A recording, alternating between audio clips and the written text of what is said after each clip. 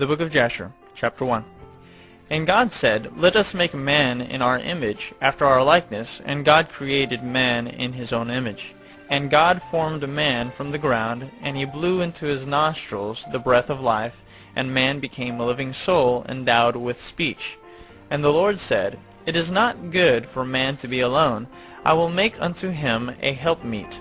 And the Lord caused a deep sleep to fall upon Adam, and he slept. And he took away one of his ribs, and he built flesh upon it, and formed it, and brought it to Adam.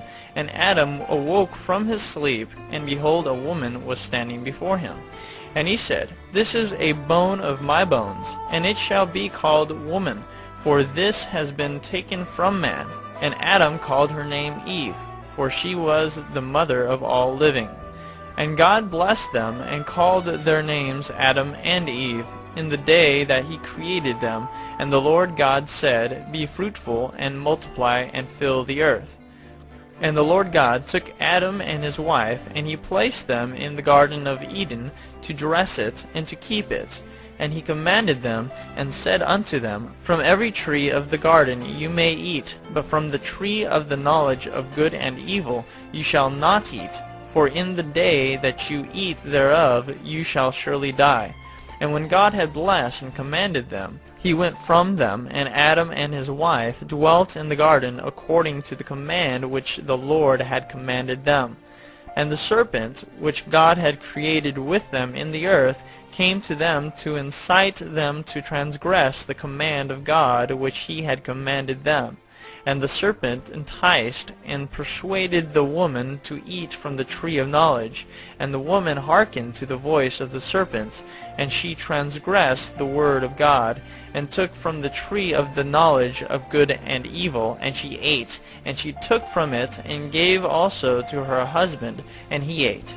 And Adam and his wife transgressed the command of God which he commanded them, and God knew it, and his anger was kindled against them, and he cursed them. And the Lord God drove them that day from the Garden of Eden to till the ground from which they were taken, and they went and dwelt at the east of the Garden of Eden. And Adam knew his wife Eve, and she bore 2 sons and 3 daughters. And she called the name of the firstborn Cain, saying, I have obtained a man from the Lord. And the name of the other she called Abel, for she said, In vanity we came into the earth, and in vanity we shall be taken from it. And the boys grew up, and their father gave them a possession in the land. And Cain was a tiller of the ground, and Abel a keeper of sheep. And it was at the expiration of a few years that they brought an approximating offering to the Lord. And Cain brought from the fruit of the ground, and Abel brought from the firstlings of his flock, from the fat thereof. And God turned and inclined to Abel and his offering, and a fire came down from the Lord from heaven and consumed it. And unto Cain and his offering the Lord did not turn, and he did not incline to it. For he had brought from the inferior fruit of the ground before the Lord. And Cain was jealous against his brother Abel on account of this, and he sought a pretext to slay him. And in some time after, Cain and Abel his brother went one day into the field to do their work, and they were both in the field, Cain tilling and plowing his ground, and Abel feeding his flock. And the flock passed that part which Cain had plowed in the ground, and it sorely grieved Cain on this account. And Cain approached his brother Abel in anger, and he said unto him, What is there between me and thee, that thou comest to dwell, and bring thy flock to feed in my land? And Abel answered his brother Cain, and said unto him, What is there between me and thee, that thou shalt eat the flesh of my flock, and clothe thyself with their wool? And now therefore put off the wool of my sheep with which thou hast clothed thyself, and recompense me for their fruit and flesh, which thou hast eaten. And when thou shalt have done this, I will then go from thy land as thou hast said. And Cain said to his brother Abel, Surely if I slay thee this day, who will require thy blood from me? And Abel answered Cain, saying, Surely God, who has made us in the earth, he will avenge my cause, and he will require my blood from thee, shouldest thou slay me. For the Lord is the judge and arbiter, and it is he who will requite man according to his evil, and the wicked man according to the wickedness that he may do upon the earth. And now, if thou shouldest slay me here, surely God knoweth thy secret views, and will judge thee for the evil which thou didst declare to do unto me this day. And when Cain heard the words which Abel his brother had spoken, behold, the anger of Cain was kindled against his brother Abel for declaring this thing. And Cain hastened and rose up, and took the iron part of his plowing instrument, with which he suddenly smote his brother, and he slew him. And Cain spilt the blood of his brother Abel upon the earth, and the blood of Abel streamed upon the earth before the flock. And after this Cain repented, having slain his brother, and he was sadly grieved, and he wept over him, and it vexed him exceedingly. And Cain rose up and dug a hole in the field wherein he put his brother's body, and he turned the dust over it. And the Lord knew what Cain had done to his brother. And the Lord appeared to Cain, and said unto him, Where is Abel thy brother that was with thee? And Cain dissembled, and said, I do not know. Am I my brother's keeper? And the Lord said unto him, What hast thou done? The voice of thy brother's blood crieth unto me from the ground where thou hast slain him. For thou hast slain thy brother, and hast dissembled before me, and didst imagine in thy heart that I saw thee not, nor knew all thy actions. But thou didst this thing, and didst slay thy brother for naught, and because he spoke rightly to thee. And now therefore cursed be thou from the ground, which opened its mouth to receive thy brother's blood from thy hand, and wherein thou didst bury him. And it shall be, when thou shalt till it, it shall no more give thee its strength as in the beginning. For thorns and thistles shall the ground produce, and thou shalt be moving and wandering in the earth until the day of thy death. And at that time Cain went out from the presence of the Lord, from the place where he was, and he went moving and wandering in the land toward the east of Eden, he and all belonging to him. And Cain knew his wife in those days, and she conceived and bare a son, and he called his name Enoch, saying, In that time the Lord began to give him rest and quiet in the earth. And at that time Cain also began to build a city. And he built the city, and he called the name of the city Enoch, according to the name of his son.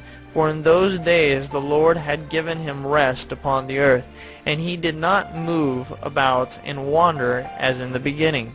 And Irad was born to Enoch. And Irad begat Mechuyael, and Mechuyael begat Methusael. The Book of Jasher, chapter 2. And it was in the 130th year of the life of Adam upon the earth that he again knew Eve his wife, and she conceived and bare a son in his likeness and in his image, and she called his name Seth, saying, Because God has appointed me another seed in the place of Abel, for Cain has slain him. And Seth lived 105 years, and Seth called the name of his son Enosh, saying, Because in that time the sons of men began to multiply, and to afflict their souls and hearts by transgressing and rebelling against God. And it was in the days of Enosh that the sons of men continued to rebel and transgress against God, to increase the anger of the Lord against the sons of men. And the sons of men went and they served other gods, and they forgot the Lord who had created them in the earth. And in those days the sons of men made images of brass and iron, wood and stone, and they bowed down and served them. And every man made his god, and they bowed down to them. And the sons of men forsook the Lord all the days of Enosh and his children, and the anger of the Lord was kindled on account of their works and abominations which they did in the earth. And the Lord caused the waters of the river Gihon to overwhelm them, and he destroyed and consumed them, and he destroyed the third part of the earth. And notwithstanding this, the sons of men did not turn from their evil ways, and their hands were yet extended to do evil in the sight of the Lord. And in those days there was neither sowing nor reaping in the earth, and there was no food for the sons of men, and the famine was very great in those days. And the seed which they sowed in those days in the ground became thorns, thistles, and briars. For from the days of Adam was this declaration concerning the earth, of the curse of God, which he cursed the earth on account of the sin which Adam sinned before the Lord. And it was when men continued to rebel and transgress against God, and to corrupt their ways, that the earth also became corrupt. And Enosh lived 90 years, and he begat Canaan. And Canaan grew up, and he was 40 years old, and he became wise, and had knowledge and skill in all wisdom. And he reigned over all the sons of men, and he led the sons of men to wisdom and knowledge, for Canaan was a very wise man, and had understanding in all wisdom, and with his wisdom he ruled over spirits and demons.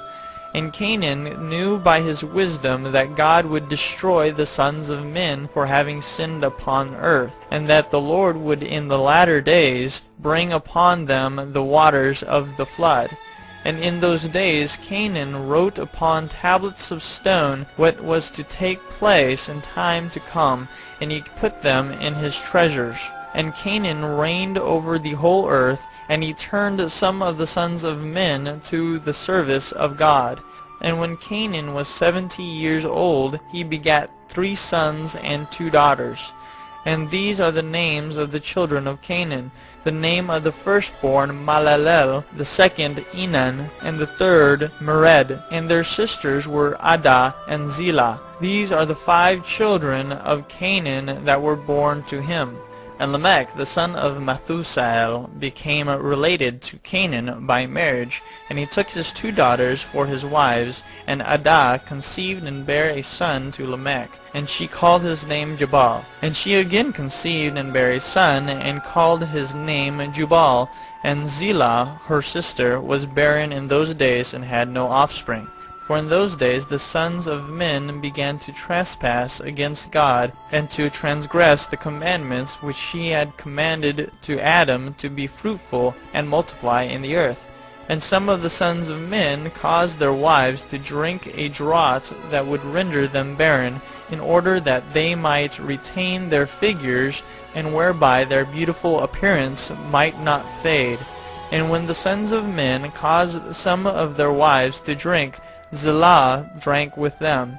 And the childbearing women appeared abominable in the sight of their husbands as widows, whilst their husbands lived, for to the barren ones only they were attached. And in the end of days and years, when Zillah became old, the Lord opened her womb, and she conceived and bare a son, and she called his name Tubal-Cain, saying, After I had withered away, have I obtained him from the Almighty God. And she conceived again, and bare a daughter, and she called her name Naamah, for she said, After I had withered away, have I obtained pleasure and delight. And Lamech was old and advanced in years, and his eyes were dim that he could not see. And Tubal-Cain his son was leading him. And it was one day that Lamech went into the field, and Tubal-Cain his son was with him. And whilst they were walking in the field, Cain the son of Adam advanced towards him. For Lamech was very old, and could not see much, and Tubal-Cain his son was very young. And Tubal-Cain told his father to draw his bow, and with the arrows he smote Cain, who was yet far off, and he slew him, for he appeared to them to be an animal. And the arrows entered Cain's body, although he was distant from them, and he fell to the ground and died. And the Lord requited Cain's evil according to his wickedness, which he had done to his brother Abel, according to the word of the Lord which he had spoken. And it came to pass, when Cain died, that Lamech and Tubal went to see the animal which they had slain, and they saw, and behold, Cain their grandfather was fallen dead upon the earth. And Lamech was very much grieved, having done this, and in clapping his hands together he struck his son, and caused his death. And the wives of Lamech heard what Lamech had done, and they sought to kill him. And the wives of Lamech hated him from that day, because he slew Cain and Tubal Cain. And the wives of Lamech separated from him, and would not hearken to him in those days. And Lamech came to his wives, and he pressed them to listen to him about this matter. And he said to his wives, Adah and Zillah, Hear my voice, O wives of Lamech. Attend to my words, for now you have imagined and said that I slew a man with my wounds, and a child with my stripes, for their having done no violence.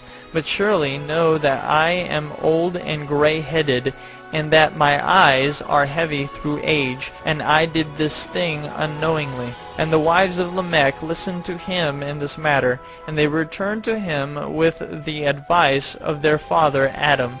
But they bore no children to him from that time, knowing that God's anger was increasing in those days against the sons of men, to destroy them with the waters of the flood for their evil doings. And Malalel, the son of Canaan, lived 65 years, and he begat Jared. And Jared lived 62 years, and he begat Enoch. The book of Jasher, chapter 3. And Enoch lived 65 years, and begat Methuselah. And Enoch walked with God after having begot Methuselah, and he served the Lord, and despised the evil ways of men. And the soul of Enoch was wrapped up in the instruction of the Lord, in knowledge and in understanding, and he wisely retired from the sons of men, and secreted himself from them for many days. And it was at the expiration of many years, whilst he was serving the Lord, and praying before him in his house, that an angel of the Lord called to him from heaven, and he said, Here am I. And he said, Rise, go forth from thy house, and from the place where thou dost hide thyself, and appear to the sons of men, in order that thou mayest teach them the way in which they should go, and the work which they must accomplish to enter in the ways of God. And Enoch rose up according to the word of the Lord, and went forth from his house, from his place, and from his chamber, in which he was concealed, and he went to the sons of men, and taught them the ways of the Lord, and at that time assembled the sons of men, and acquainted them with the instruction of the Lord.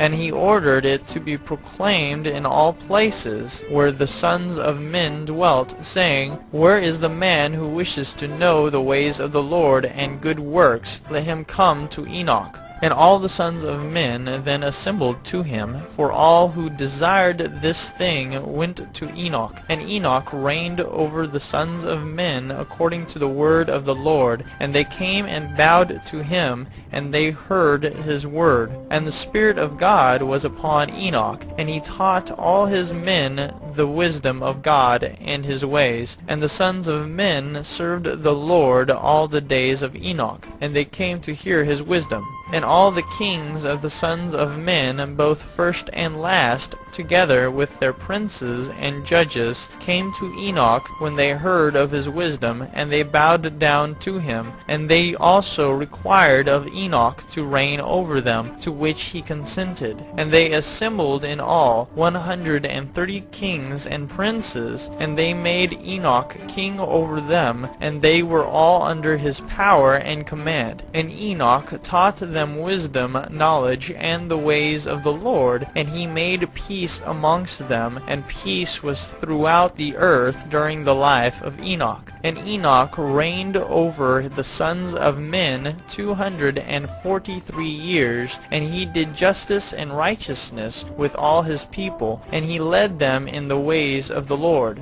And these are the generations of Enoch, Methuselah, Elisha, and Elimelech, 3 sons, and their sisters were Milcah and Naamah. And Methuselah lived 87 years, and he begat Lamech. And it was in the 56th year of the life of Lamech when Adam died. 930 years old was he at his death. And his two sons with Enoch and Methuselah his son buried him with great pomp, as at the burial of kings, in the cave which God had told him. And in that place all the sons of men made a great mourning and weeping on account of Adam. It has therefore become a custom among the sons of men to this day. And Adam died because he ate of the tree of knowledge, he and his children after him, as the Lord God had spoken. And it was in the year of Adam's death, which was the 243rd year of the reign of Enoch. In that time Enoch resolved to separate himself from the sons of men, and to secrete himself as at first, in order to serve the Lord.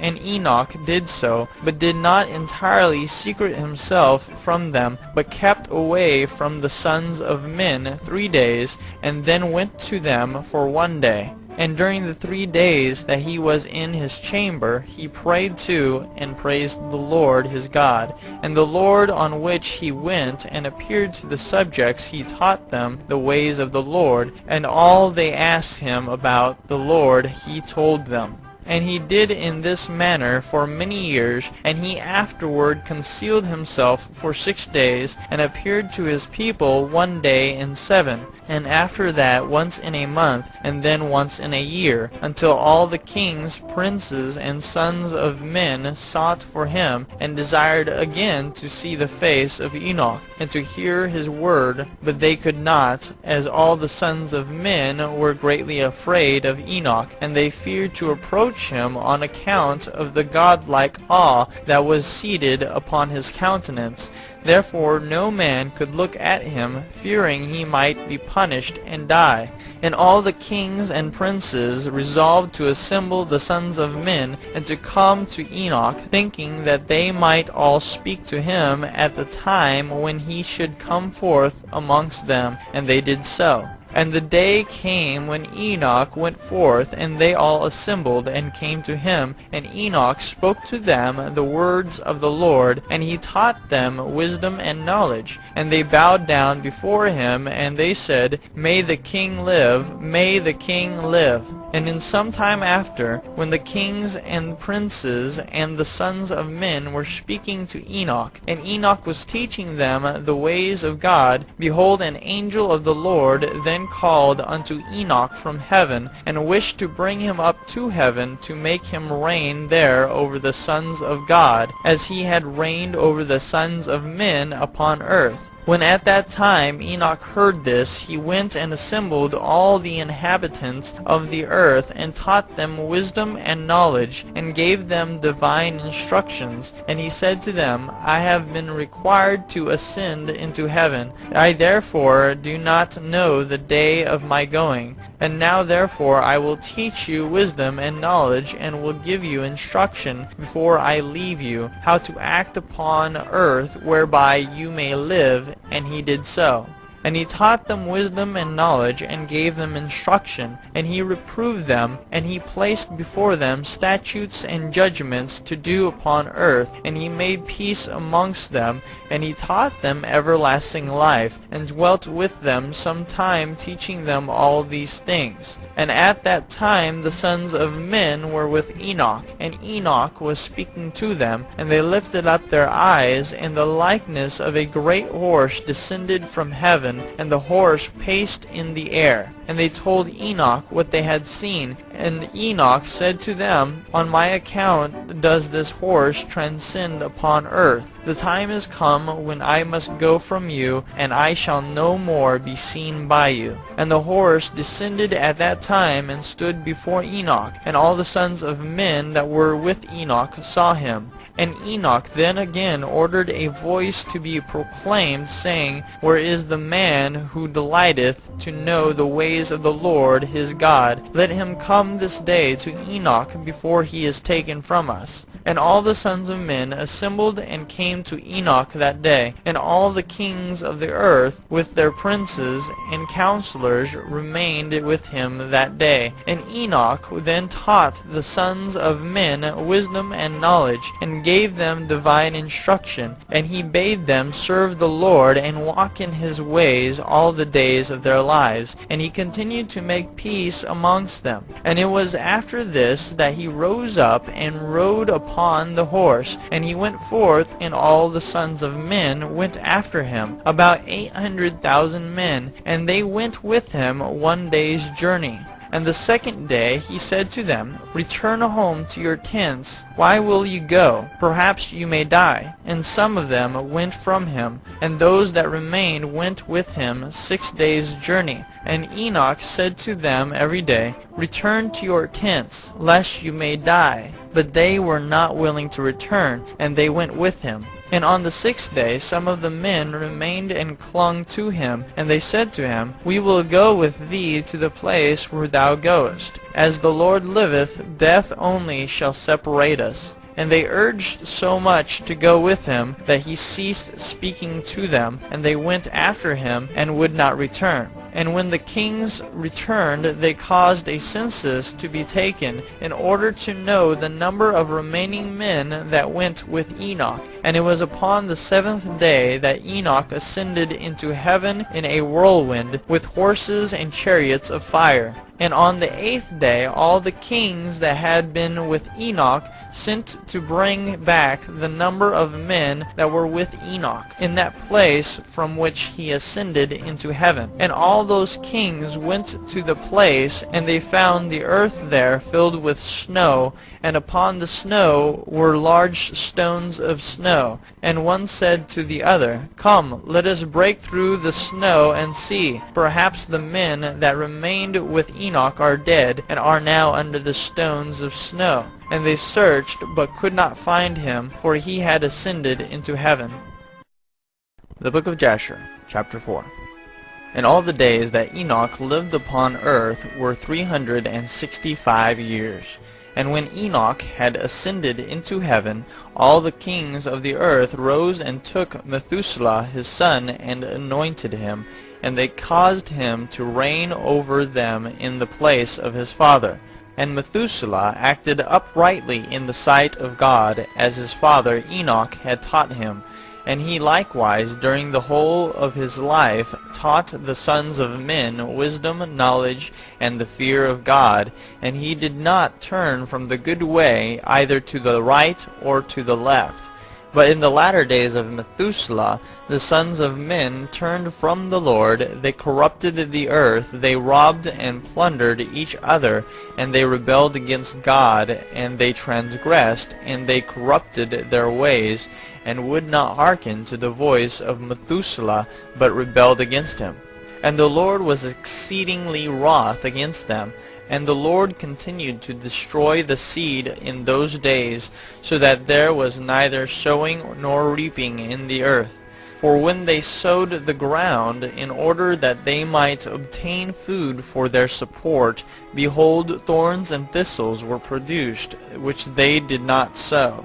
And still the sons of men did not turn from their evil ways, and their hands were still extended to do evil in the sight of God. And they provoked the Lord with their evil ways, and the Lord was very wroth, and repented that he had made man.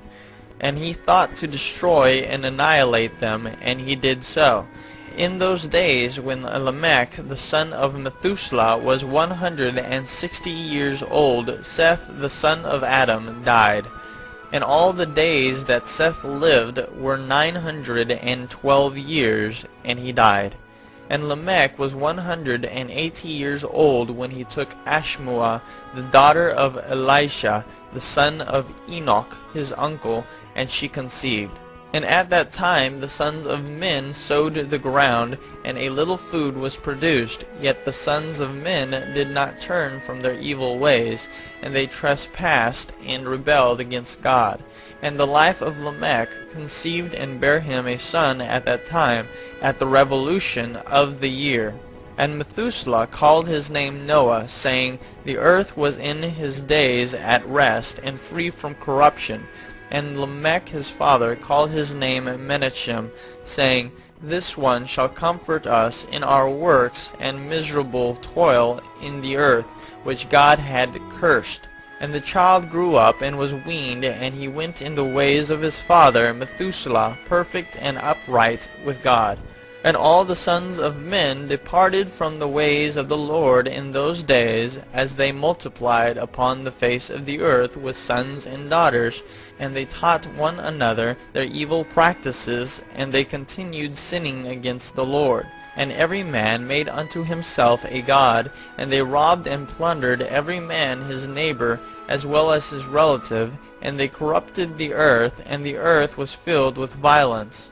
And their judges and rulers went to the daughters of men, and took their wives by force from their husbands according to their choice. And the sons of men in those days took from the cattle of the earth, the beasts of the field, and the fowls of the air, and taught the mixture of animals of one species with the other, in order therewith to provoke the Lord. And God saw the whole earth, and it was corrupt, for all flesh had corrupted its ways upon earth, all men and all animals. And the Lord said, I will blot out man that I created from the face of the earth, yea, from man to the birds of the air, together with cattle and beasts that are in the field, for I repent that I made them. And all men who walked in the ways of the Lord died in those days, before the Lord brought the evil upon man which he had declared. For this was from the Lord, that they should not see the evil which the Lord spoke of concerning the sons of men. And Noah found grace in the sight of the Lord, and the Lord chose him and his children to raise up seed from them upon the face of the whole earth. The book of Jasher, chapter 5. And it was in the 84th year of the life of Noah that Enoch the son of Seth died. He was 905 years old at his death. And in the 179th year of the life of Noah, Canaan the son of Enosh died. And all the days of Canaan were 910 years, and he died. And in the 234th year of the life of Noah, Malalel the son of Canaan died. And the days of Malalel were 895 years, and he died. And the days of Malalel were 895 years, and he died. And Jared the son of Malalel died in those days, in the 336th year of the life of Noah. And all the days of Jared were 962 years, and he died. And all who followed the Lord died in those days, before they saw the evil which God declared to do upon the earth. And after the lapse of many years, in the 480th year of the life of Noah, when all those men who followed the Lord died away from amongst the sons of men, and only Methuselah was then left, God said unto Noah and Methuselah, saying, Speak ye and proclaim to the sons of men, saying, Thus saith the Lord, Return from your evil ways, and forsake your works, and the Lord will repent of the evil that he declared to do to you, so that it shall not come to pass. For thus saith the Lord, Behold, I give you a period of 120 years. If you will turn to me and forsake your evil ways, then will I also turn away from the evil which I told you, and it shall not exist, saith the Lord. And Noah and Methuselah spoke all the words of the Lord to the sons of men day after day, constantly speaking to them. But the sons of men would not hearken to them, nor incline their ears to their words, and they were stiff-necked. And the Lord granted them a period of 120 years, saying, If they will return, then will God repent of the evil, so as not to destroy the earth. Noah the son of Lamech refrained from taking a wife in those days to beget children, for he said, Surely now God will destroy the earth, wherefore then shall I beget children? And Noah was a just man, he was perfect in his generation, and the Lord chose him to raise up seed from his seed upon the face of the earth. And the Lord said unto Noah, Take unto thee a wife, and beget children, for I have seen thee righteous before me in this generation. And thou shalt raise up seed, and thy children with thee, in the midst of the earth. And Noah went and took a wife, and he chose Naamah the daughter of Enoch, and she was 580 years old. And Noah was 498 years old when he took Naamah for a wife. And Naamah conceived and bare a son, and called his name Japheth, saying, God has enlarged me in the earth. And she conceived again, and bare a son, and he called his name Shem, saying, God has made me a remnant, to raise up seed in the midst of the earth. And Noah was 502 years old when Naamah bare Shem. And the boys grew up, and went in the ways of the Lord, in all that Methuselah and Noah their father taught them. And Lamech the father of Noah died in those days. Yet verily he did not go with all his heart in the ways of his father, and he died in the 195th year of the life of Noah. And all the days of Lamech were 770 years, and he died. And all the sons of men who knew the Lord died in that year before the Lord brought evil upon them. For the Lord willed them to die, so as not to behold the evil that God would bring upon their brothers and relatives, as he had so declared to do.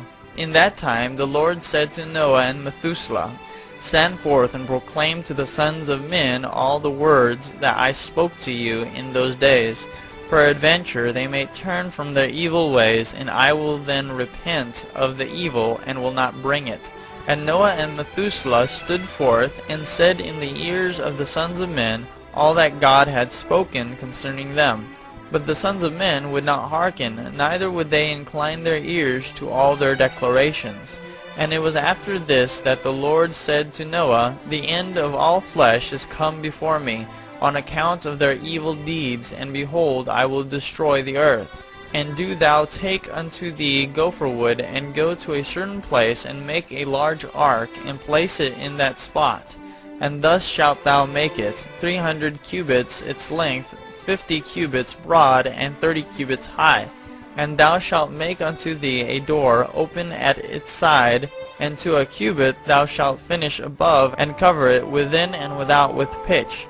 And behold, I will bring the flood of waters upon the earth, and all flesh be destroyed from under the heavens. All that is upon earth shall perish. And thou and thy household shall go and gather 2 couple of all living things, male and female, and shall bring them to the ark, to raise up seed from them upon earth. And gather unto thee all food that is eaten by all the animals, that there may be food for thee and for them. And thou shalt choose for thy sons 3 maidens from the daughters of men, and they shall be wives to thy sons. And Noah rose up, and he made the ark in the place where God had commanded him, and Noah did as God had ordained him. In his 595th year Noah commenced to make the ark, and he made the ark in 5 years, as the Lord had commanded. Then Noah took the 3 daughters of Eliakim, son of Methuselah, for wives for his sons, as the Lord had commanded Noah. And it was at that time Methuselah the son of Enoch died. 960 years old was he at his death. The book of Jasher, chapter 6. At that time, after the death of Methuselah, the Lord said to Noah, Go thou with thy household into the ark. Behold, I will gather to thee all the animals of the earth, the beasts of the field, and the fowls of the air, and they shall all come and surround the ark. And thou shalt go and seat thyself by the doors of the ark, and all the beasts, the animals, and the fowls shall assemble and place themselves before thee. And such of them as shall come and crouch before thee shalt thou take and deliver into the hands of thy sons, who shall bring them to the ark, and all that will stand before thee thou shalt leave. And the Lord brought this about on the next day, and animals, beasts, and fowls came in great multitudes, and surrounded the ark. And Noah went and seated himself by the door of the ark, and of all flesh that crouched before him he brought into the ark, and all that stood before him he left upon earth.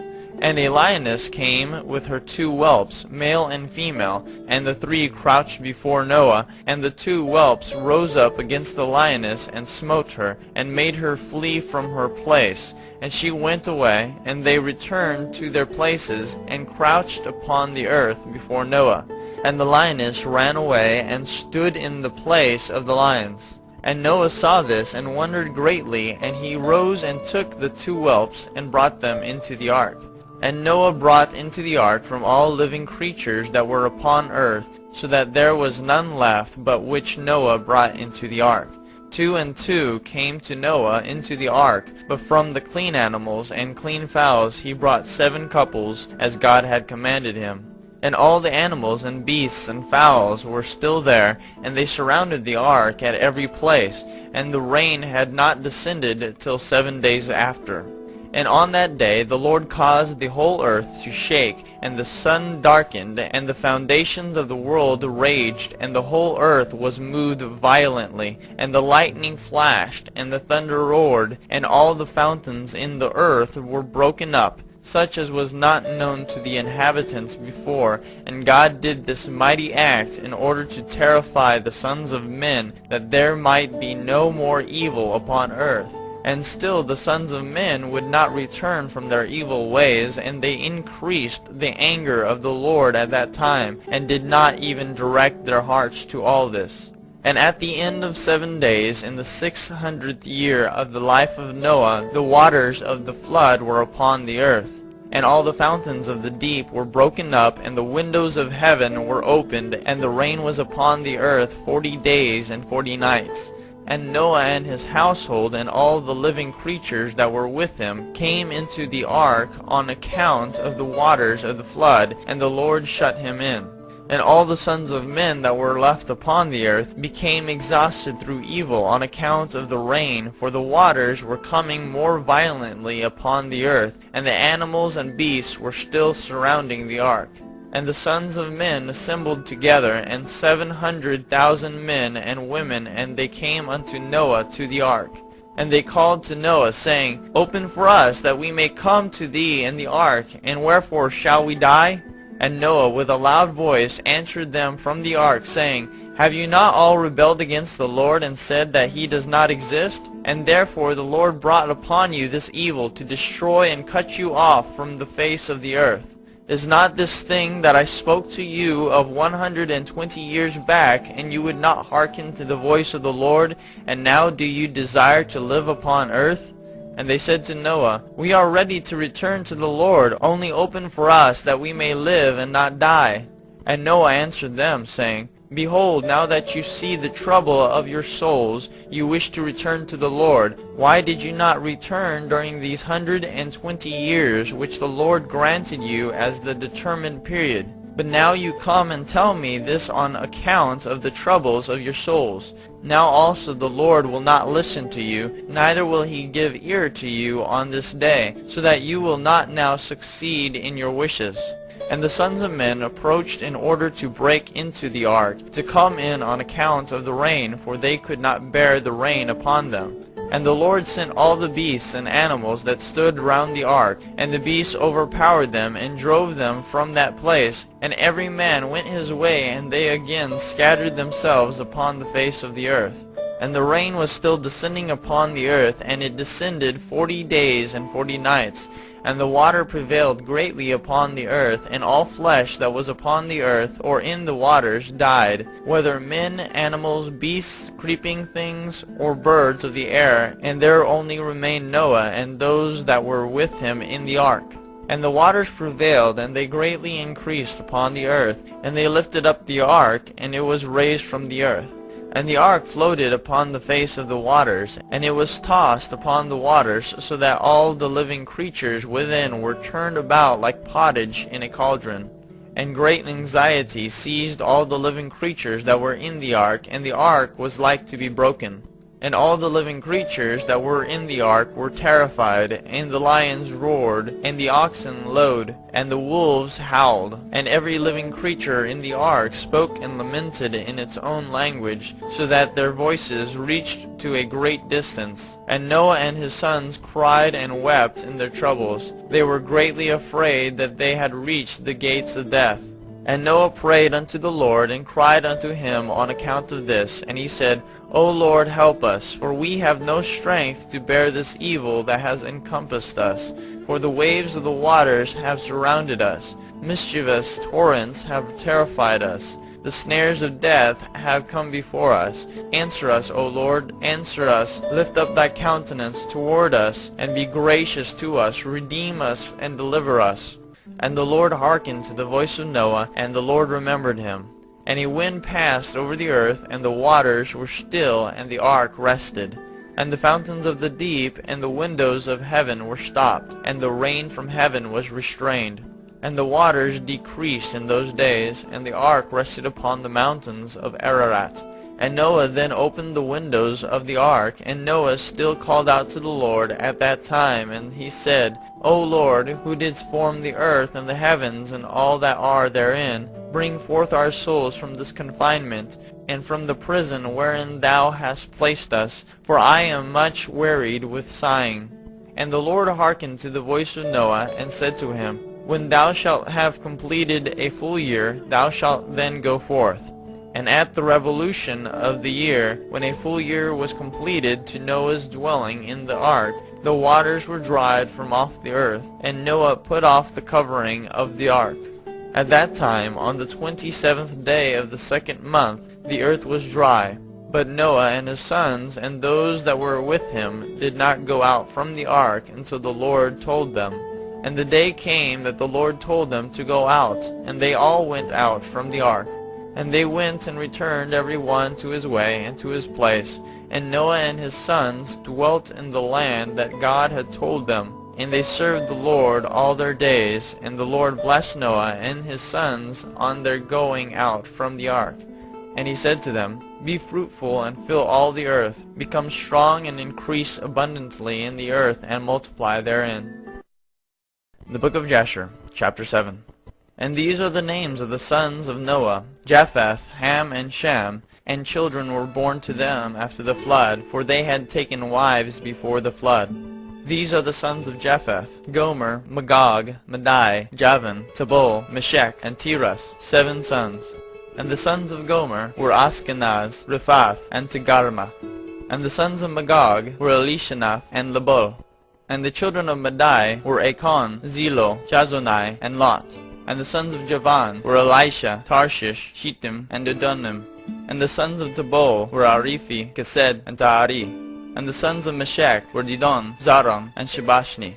And the sons of Tiras were Benib, Gera, Lupirion, and Galak. These are the sons of Japheth, according to their families. And their numbers in those days were about 460 men. And these are the sons of Ham, Cush, Mitzrayim, Phut, and Canaan, 4 sons. And the sons of Cush were Seba, Havilah, Sabta, Rama, and Satika. And the sons of Rama were Sheba and Dedan. And the sons of Mizraim were Lud, Anam, and Patros, Shaslath, and Shaftor. And the sons of Phut were Gibol, Adan, Binah, and Adan. And the sons of Canaan were Zidon, Heth, Amorai, Gergashai, Evai, Arki, Sinai, Erodai, Zimodai, and Shamotai. These are the sons of Ham, according to their families, and their numbers in those days were about 730 men. And these are the sons of Shem, Alam, Ashur, Arpachshad, Lud, and Aram, 5 sons. And the sons of Elam were Shushon, Makul, and Harman. And the sons of Ashar were Miras and Mukil. And the sons of Arpachshad were Shelach, Anar, and Ashkol. And the sons of Lud were Pretor and Bizayon. And the sons of Aram were Uz, Chul, Gather, and Mash. These are the sons of Shem, according to their families, and their numbers in those days were about 300 men. These are the generations of Shem. Shem begat Arpachshad, and Arpachshad begat Shelach, and Shelach begat Eber. And to Eber were born 2 children. The name of one was Peleg. For in those days the sons of men were divided, and in the latter days the earth was divided. And the name of the second was Yoktan, meaning that in his day the lives of the sons of men were diminished and lessened. These are the sons of Yoktan: Almodad, Shelaf, Shezar-Moveth, Yerak, Hadurum, Azel, Dikla, Obal, Abimael, Sheba, Ophir, Ivila, and Jebab. All these are the sons of Yoktan. And Peleg his brother begot Yen, and Yen begot Serag, and Serag begot Nahor, and Nahor begot Terah, and Terah was 38 years old. And Cush the son of Ham, the son of Noah, took a wife in those days in his old age, and she bare a son, and they called his name Nimrod, saying, At that time the sons of men again began to rebel and transgress against God. And the child grew up, and his father loved him exceedingly, for he was the son of his old age. And the garments of skin which God made for Adam and Eve when they went out of the garden were given to Cush. For after the death of Adam and his wife, the garments were given to Enoch, the son of Jared. And when Enoch was taken up to God, he gave them to Methuselah his son. And at the death of Methuselah, Noah took them and brought them to the ark, and they were with him until he went out of the ark. And in their going out, Ham stole those garments from Noah his father, and he took them and hid them from his brothers. And when Ham begat his firstborn Cush, he gave him the garments in secret, and they were with Cush many days. And Cush also concealed them from his sons and brothers. And when Cush had begotten Nimrod, he gave him those garments through his love for him. And Nimrod grew up, and when he was 20 years old he put on those garments. And Nimrod became strong when he put on the garments. And God gave him might and strength, and he was a mighty hunter in the earth. Yea, he was a mighty hunter in the field. And he hunted the animals, and he built altars, and he offered upon them the animals before the Lord. And Nimrod strengthened himself, and he rose up from amongst his brethren, and he fought the battles of his brethren against all their enemies round about. And the Lord delivered all the enemies to his brethren in his hands.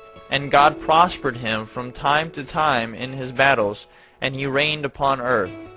Therefore it became current in those days, when a man ushered forth those that he had trained up for battle, he would say to them, like God did to Nimrod, who was a mighty hunter in the earth, and who succeeded in the battles that prevailed against his brethren, that he delivered them from the hands of their enemies, so may God strengthen us and deliver us this day. And when Nimrod was 40 years old, at that time there was a war between his brethren and the children of Japheth, so that they were in the power of their enemies. And Nimrod went forth at that time, and he assembled all the sons of Cush and their families, about 460 men. And he hired also from some of his friends and acquaintances about 80 men, and he gave them their hire. And he went with them to battle. And when he was on the road, Nimrod strengthened the hearts of the people that went with him. And he said to them, Do not fear, neither be alarmed, for all our enemies will be delivered into our hands, and you may do with them as you please. And all the men that went were about 500, and they fought against their enemies, and they destroyed them, and subdued them. And Nimrod placed standing officers over them in their respective places. And he took some of their children as security, and they were all servants to Nimrod and to his brethren. And Nimrod and all the people that were with him turned homeward. And when Nimrod had joyfully returned from battle, after having conquered his enemies, all his brethren, together with those who knew him before, assembled to make him king over them. And they placed the regal crown upon his head. And he set over his subjects and people, princes, judges, and rulers, as is the custom amongst kings. And he placed Terah the son of Nahor, the prince of his host, and he dignified him, and elevated him above all his princes. And whilst he was reigning according to his heart's desire, after having conquered all his enemies around, he advised with his counselors to build a city for his palace, and they did so. And they found a large valley opposite to the east, and they built him a large and extensive city. And Nimrod called the name of the city that he built Shinar, for the Lord had vehemently shaken his enemies and destroyed them. And Nimrod dwelt in Shinar, and he reigned securely, and he fought with his enemies, and he subdued them, and he prospered in all his battles, and his kingdom became very great. And all nations and tongues heard of his fame, and they gathered themselves to him, and they bowed down to the earth, and they brought him offerings, and he became their lord and king. And they all dwelt with him in the city at Shinar. And Nimrod reigned in the earth over all the sons of Noah, and they were all under his power and counsel. And all the earth was of one tongue and words of union. But Nimrod did not go in the ways of the Lord, and he was more wicked than all the men that were before him, from the days of the flood until those days. And he made gods of wood and stone, and he bowed down to them. And he rebelled against the Lord, and taught all his subjects and the people of the earth his wicked ways. And Mardon his son was more wicked than his father. And every one that heard of the acts of Mardon the son of Nimrod would say concerning him, From the wicked goeth forth wickedness. Therefore it became a proverb in the whole earth, saying, From the wicked goeth forth wickedness. And it was current in the words of men from that time to this. And Terah the son of Nahor, prince of Nimrod's host, was in those days very great in the sight of the king and his subjects. And the king and princes loved him, and they elevated him very high. And Terah took a wife, and her name was Amthilo, the daughter of Kornibo. And the wife of Terah conceived and bare him a son in those days. And Terah was 70 years old when he begot him. And Terah called the name of his son that was born to him Abram, because the king had raised him in those days, and dignified him above all his princes that were with him. The book of Jasher, chapter 8. And it was in the night that Abram was born, that all the servants of Terah, and all the wise men of Nimrod, and his conjurers came and ate and drank in the house of Terah, and they rejoiced with him on that night. And when all the wise men and conjurers went out from the house of Terah, they lifted up their eyes toward heaven that night to look at the stars. And they saw, and behold, one very large star coming from the east, and ran in the heavens. And he swallowed up the 4 stars from the 4 sides of the heavens. And all the wise men of the earth and his conjurers were astonished at the sight. And the sages understood this matter, and they knew its import. And they said to each other, This only betokens the child that has been born to Terah this night, who will grow up and be fruitful and multiply, and possess all the earth, he and his children forever. And he and his seed will slay great kings and inherit their lands. And the wise men and conjurers went home that night. And in the morning all these wise men and conjurers rose up early, and assembled in an appointed house. And they spoke and said to each other, Behold, the sight that we saw last night is hidden from the king. It has not been made known to him. And should this thing get known to the king in the latter days, he will say to us, Why have you concealed this matter from me? And then we shall all suffer death. Therefore now let us go and tell the king the sight which we saw, and the interpretation thereof, and we shall then remain clear. And they did so. And they all went to the king, and bowed down to him to the ground. And they said, May the king live, may the king live. We heard that a son was born to Terah the son of Nahor, the prince of thy host. And we yesternight came to his house, and we ate and drank, and rejoiced with him that night.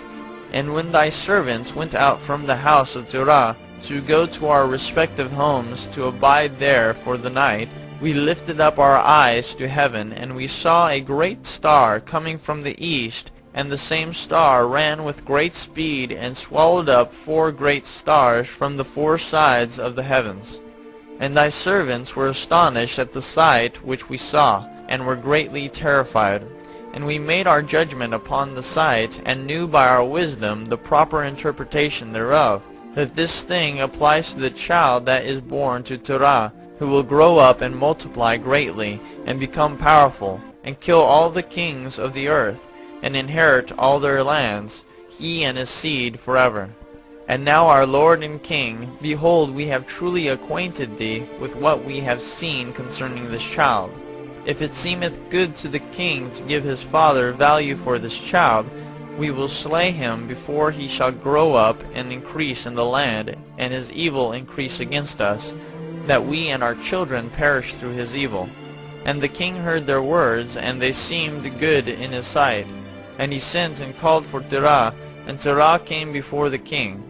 And the king said to Terah, I have been told that a son was yesternight born to thee, and after this matter was observed in the heavens at his birth.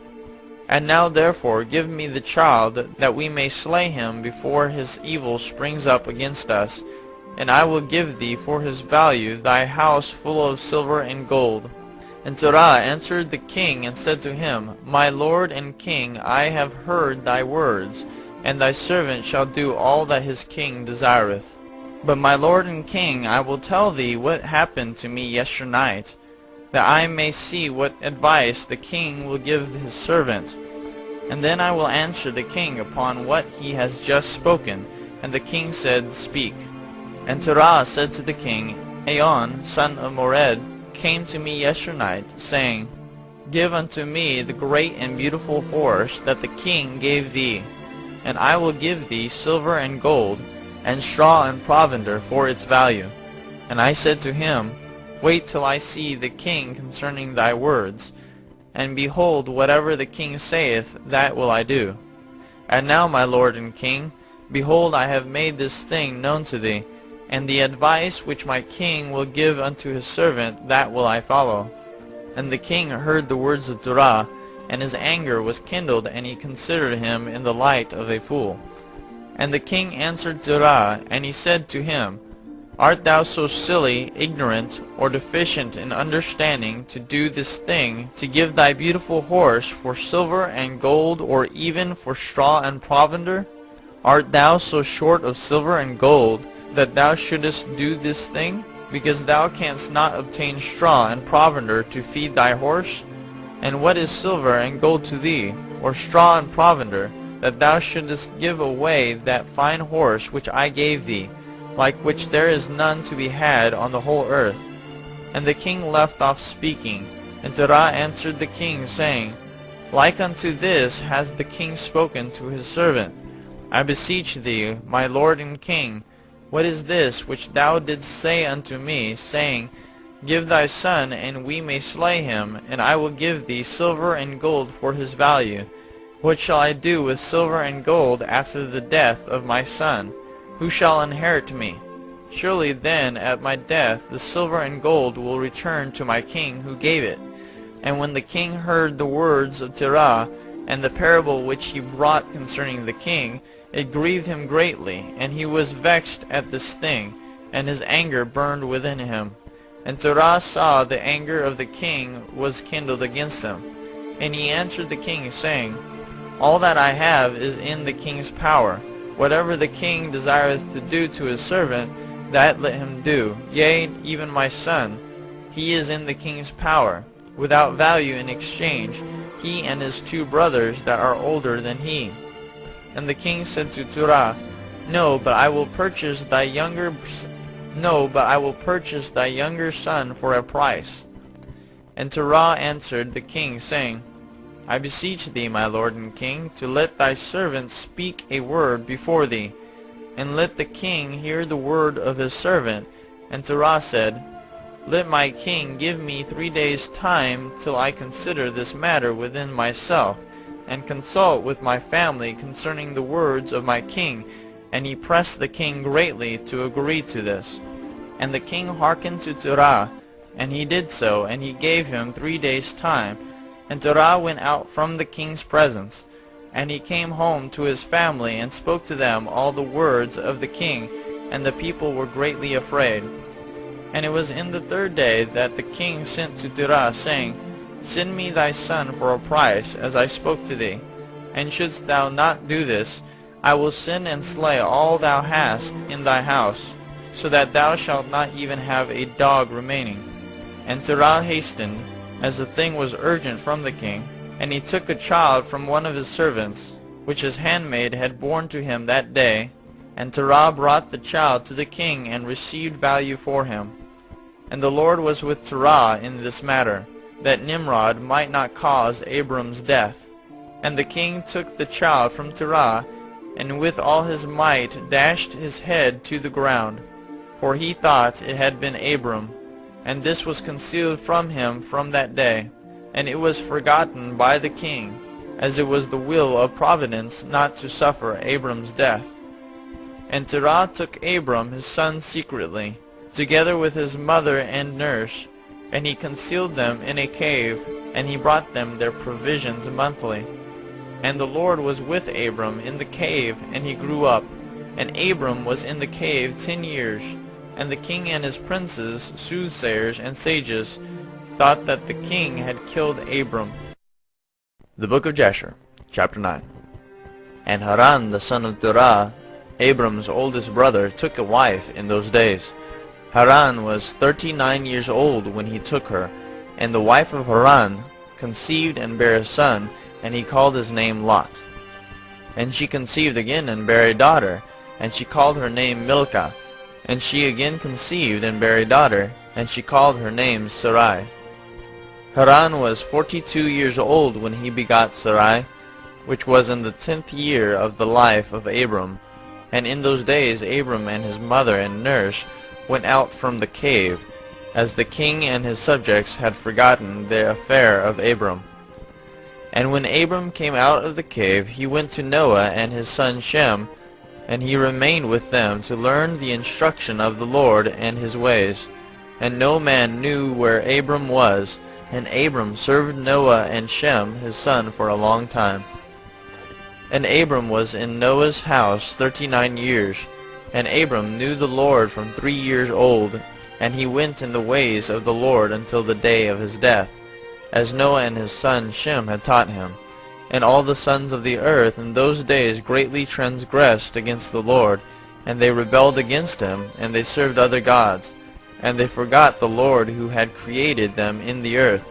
And the inhabitants of the earth made unto themselves at that time every man his god, gods of wood and stone, which could neither speak, hear, nor deliver, and the sons of men served them, and they became their gods. And the king and all his servants, and Terah with all his household, were then the first of those that served gods of wood and stone. And Terah had 12 gods of large size, made of wood and stone, after the 12 months of the year. And he served each one monthly. And every month Terah would bring his meat offering and drink offering to his gods. Thus did Terah all the days. And all that generation were wicked in the sight of the Lord, and they thus made every man his god, but they forsook the Lord who had created them. And there was not a man found in those days in the whole earth who knew the Lord, for they served each man his own god, except Noah and his household, and all those who were under his counsel knew the Lord in those days. And Abram the son of Terah was waxing great in those days in the house of Noah, and no man knew it, and the Lord was with him.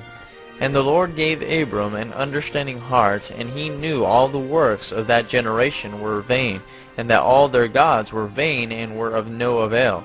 And Abram saw the sun shining upon the earth, and Abram said unto himself, Surely now the sun that shines upon the earth is God, and him will I serve.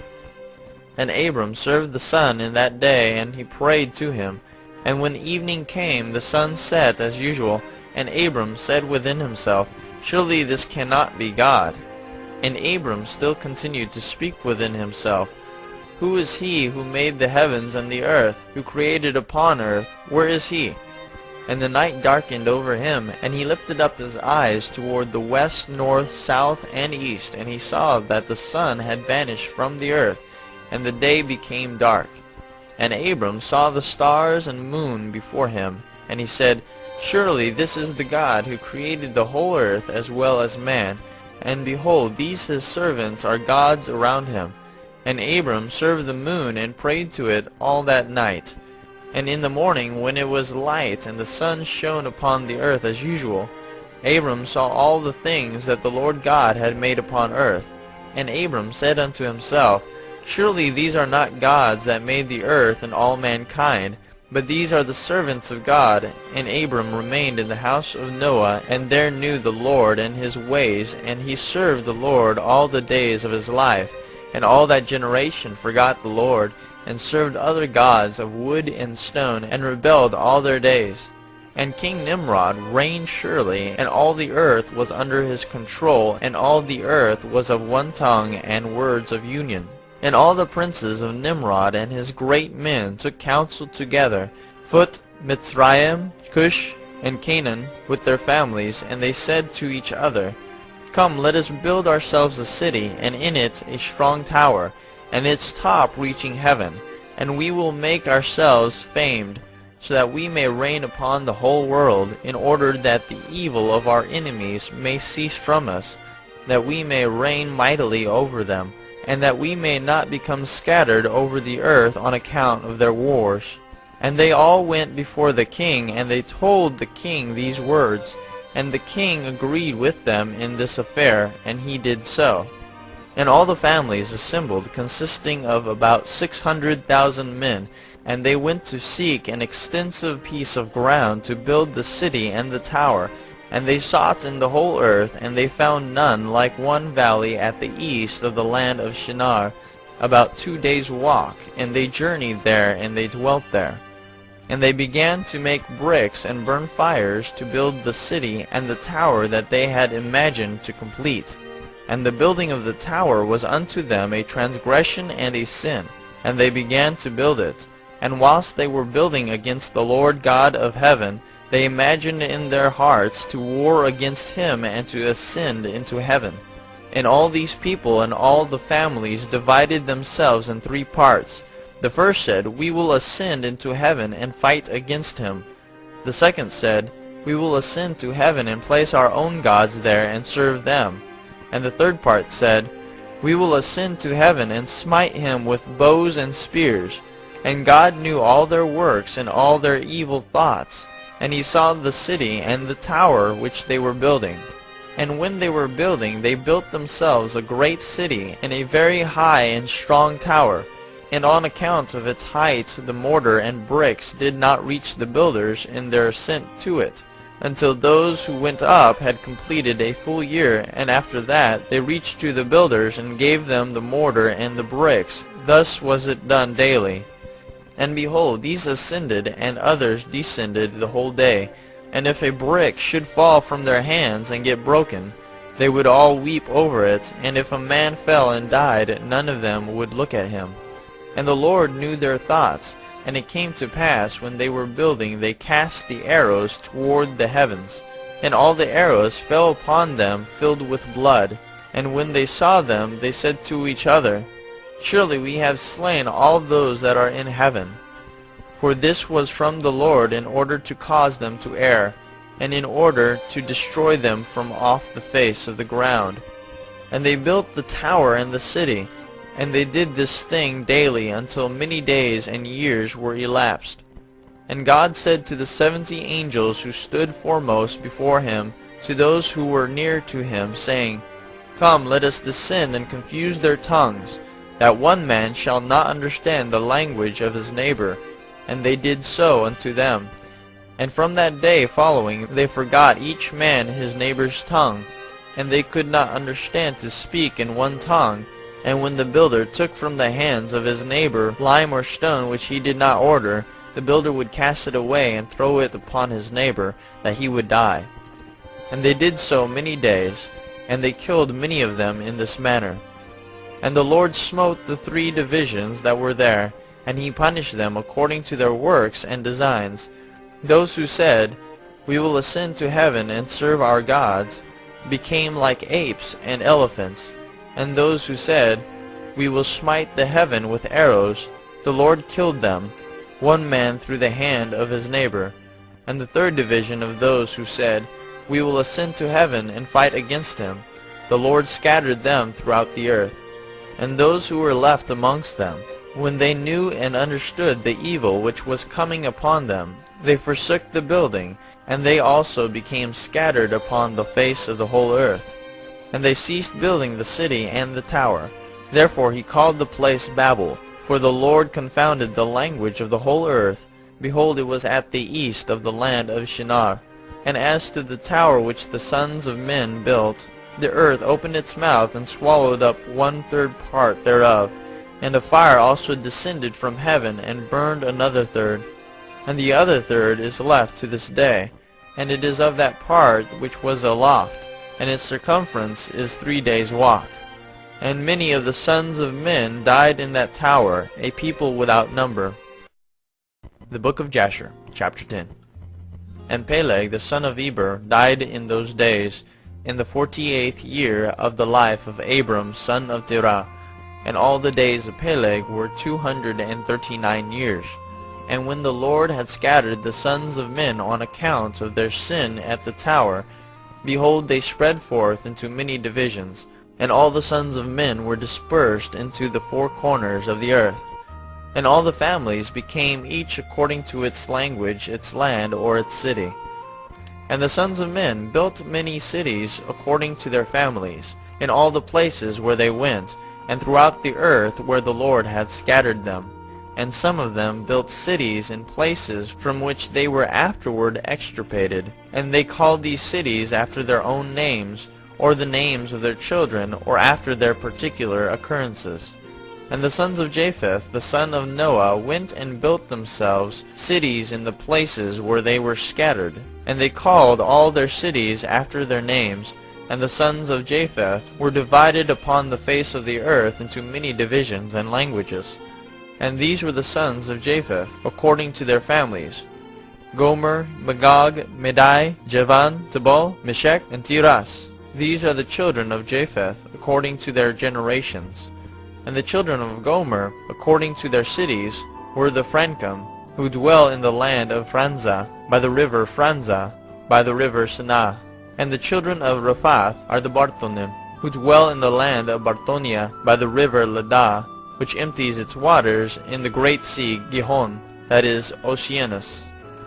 And the children of Togarma are 10 families, and these are their names: Buzar, Parzunak, Balgar, Alikanim, Ragbib, Tarkai, Bid, Zibuk, Ongal, and Tilmas. All these spread and rested in the north, and built themselves cities. And they called their cities after their own names. Those are they who abide by the rivers Hithlah and Italak unto this day. But the families of Angolai, Balgar, and Parzunak, they dwell by the great river Dabni, and the names of their cities are also according to their own names. And the children of Javan are the Javanim, who dwell in the land of Macedonia. And the children of Medaiari are the Orelim, that dwell in the land of Kherson. And the children of Tubal are those that dwell in the land of Tuscana by the river Bashia. And the children of Meshech are the Shabashnai, and the children of Teras are Rashash, Kushnai, and Ongolais. All these went and built themselves cities. Those are the cities that are situate by the sea Jabus, by the river Kira, which empties itself in the river Tragan. And the children of Elisha are the Almanim, and they also went and built themselves cities. Those are the cities situate between the mountains of Job and Shebathmo. And of them were the people of Lombardai, who dwell opposite the mountains of Job and Shebathmo. And they conquered the land of Italia, and remain there unto this day. And the children of Shittim are the Romim, who dwell in the valley of Canopia, by the river Tibreo. And the children of Dodonim are those who dwell in the cities of the sea Gihon, in the land of Borna. These are the families of the children of Japheth, according to their cities and languages, when they were scattered after the tower. And they called their cities after their names and occurrences. And these are the names of all their cities according to their families, which they built in those days after the tower. And the children of Ham were Cush, Mitzrayim, Phut, and Canaan, according to their generations and cities. All these went and built themselves cities as they found fit places for them, and they called their cities after the names of their fathers, Cush, Mitzrayim, Phut, and Canaan. And the children of Mitzrayim are the Ludim, Anamim, Lehabim, Naptuchim, Pathrusim, Casluchim, and Caphtorim, 7 families. All these dwell by the river Sihor, that is the brook of Egypt, and they built themselves cities and called them after their own names. And the children of Pathros and Casloch intermarried together, and from them went forth the Pelishtim, the Azathim, and the Gerarim, the Githim, and the Ekronim, in all 5 families. These also built themselves cities, and they called their cities after the names of their fathers unto this day. And the children of Canaan also built themselves cities, and they called their cities after their names, 11 cities, and others without number. And 4 men from the family of Ham went to the land of the plain. These are the names of the 4 men: Sodom, Gomorrah, Admah, and Zeboim. And these men built themselves 4 cities in the land of the plain, and they called the names of their cities after their own names. And they and their children and all belonging to them dwelt in those cities. And they were fruitful and multiplied greatly and dwelt peaceably. And Seir, the son of Hur, son of Hivi, son of Canaan, went and found a valley opposite to Mount Paran, and he built a city there. And he and his 7 sons and his household dwelt there. And he called the city which he built Seir, according to his name, that is the land of Seir unto this day. These are the families of the children of Ham, according to their languages and cities, when they were scattered to their countries after the tower. And some of the children of Shem, son of Noah, father of all the children of Eber, also went and built themselves cities in the places wherein they were scattered, and they called their cities after their names. And the sons of Shem and Elam, Ashur, Arpachshad, Lud, and Aram, and they built themselves cities, and called the names of all their cities after their names. And Ashur, son of Shem, and his children and household went forth at that time, a very large body of them, and they went to a distant land that they found. And they met with a very extensive valley in the land that they went to. And they built themselves 4 cities, and they called them after their own names and occurrences. And these are the names of the cities which the children of Ashur built: Nineveh, Rezin, Calach, and Rehoboth. And the children of Ashur dwell there unto this day. And the children of Aram also went and built themselves a city, and they called the name of the city Uz, after their eldest brother, and they dwell therein. That is the land of Uz to this day. And in the 2nd year after the tower, a man from the house of Ashur, whose name was Bela, went from the land of Nineveh to sojourn with his household wherever he could find a place. And they came until opposite the cities of the plain against Sodom, and they dwelt there.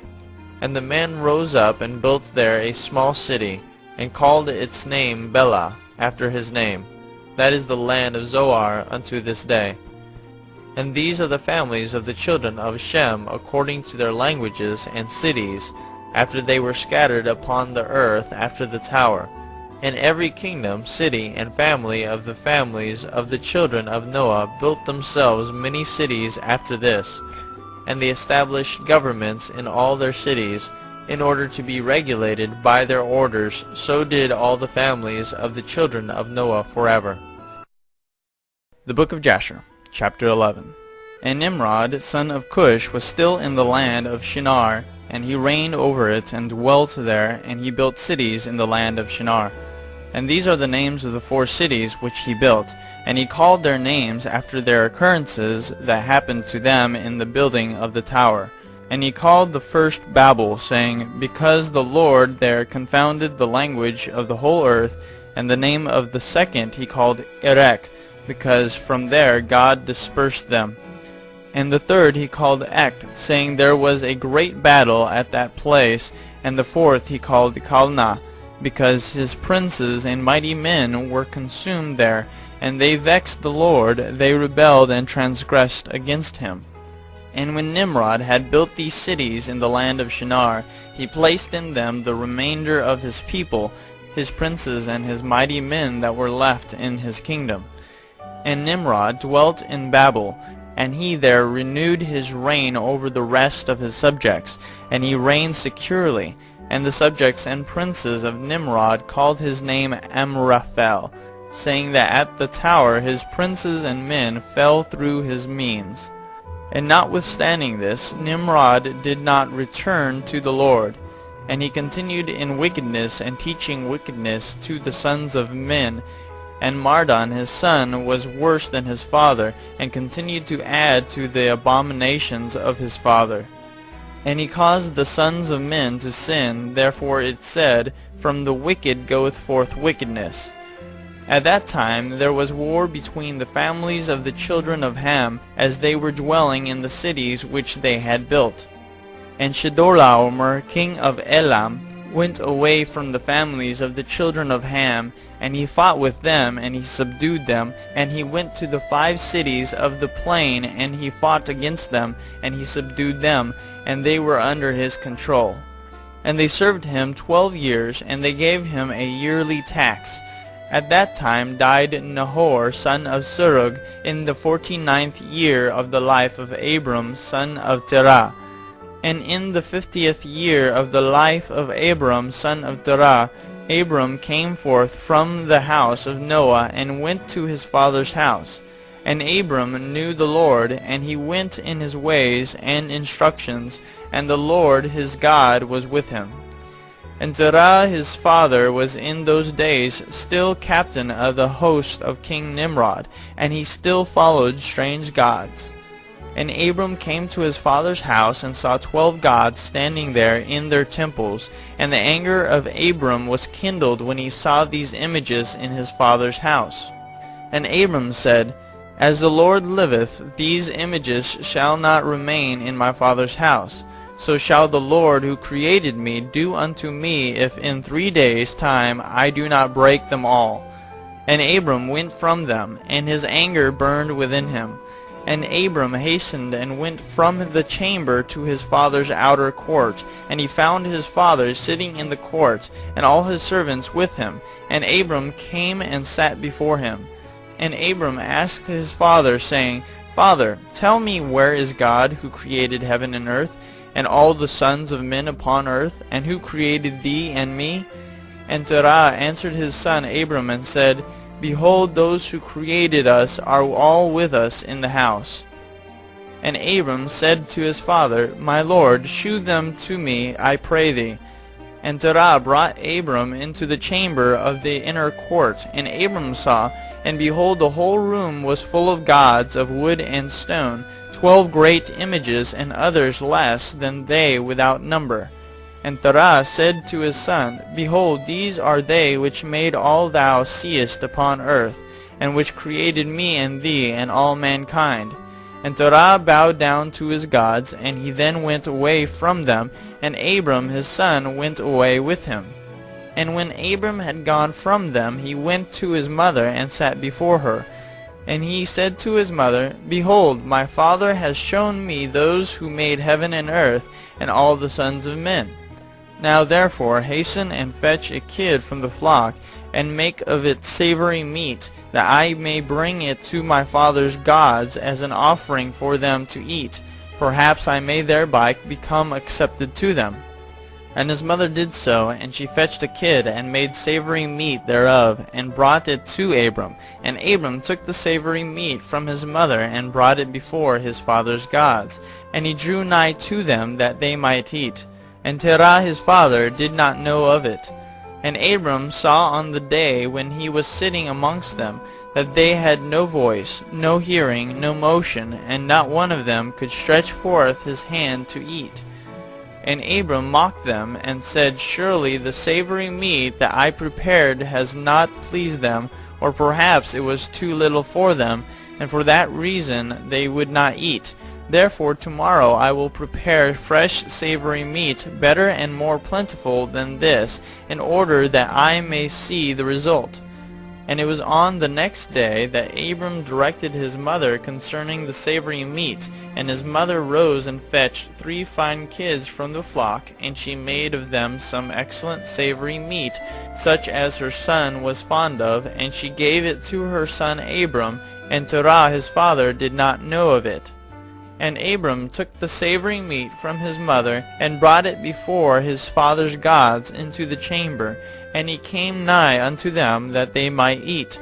And he placed it before them, and Abram sat before them all day, thinking perhaps they might eat. And Abram viewed them, and behold, they had neither voice nor hearing, nor did one of them stretch forth his hand to the meat to eat. And in the evening of that day in that house Abram was clothed with the Spirit of God. And he called out and said, Woe unto my father and this wicked generation, whose hearts are all inclined to vanity, who serve these idols of wood and stone, which can neither eat, smell, hear, nor speak, who have mouths without speech, eyes without sight, ears without hearing, hands without feeling, and legs which cannot move. Like them are those that made them, and that trust in them. And when Abram saw all these things, his anger was kindled against his father. And he hastened and took a hatchet in his hand, and came unto the chamber of the gods, and he broke all his father's gods. And when he had done breaking the images, he placed the hatchet in the hand of the great god, which was there before them. And he went out, and Terah his father came home, for he had heard at the door the sound of the striking of the hatchet. So Terah came into the house to know what this was about. And Terah, having heard the noise of the hatchet in the room of images, ran to the room to the images, and he met Abram going out. And Terah entered the room, and found all the idols fallen down and broken, and the hatchet in the hand of the largest, which was not broken, and the savory meat which Abram his son had made was still before them. And when Terah saw this, his anger was greatly kindled, and he hastened and went from the room to Abram. And he found Abram his son sitting in the house, and he said to him, What is this work thou hast done to my gods? And Abram answered Terah his father, and he said, Not so, my lord, for I brought savory meat before them, and when I came nigh to them with the meat that they might eat, they all at once stretched forth their hands to eat before the great one had put forth his hand to eat. And the large one saw their works that they did before him, and his anger was violently kindled against them. And he went and took the hatchet that was in the house, and came to them, and broke them all. And behold, the hatchet is yet in his hand, as thou seest. And Terah's anger was kindled against his son Abram when he spoke this. And Terah said to Abram his son in his anger, What is this tale that thou hast told? Thou speakest lies to me. Is there in these gods spirit, soul, or power to do all thou hast told me?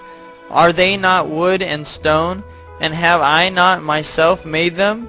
And canst thou speak such lies, saying that the large God that was with them smote them? It is thou that didst place the hatchet in his hands, and then sayest that he smote them all. And Abram answered his father, and said to him, And how canst thou then serve these idols, in whom there is no power to do anything? Can those idols in which thou trustest deliver thee? Can they hear thy prayers when thou callest upon them? Can they deliver thee from the hands of thy enemies?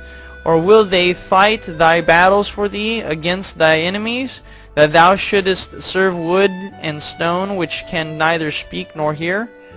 And now surely it is not good for thee, nor for the sons of men that are connected with thee, to do these things.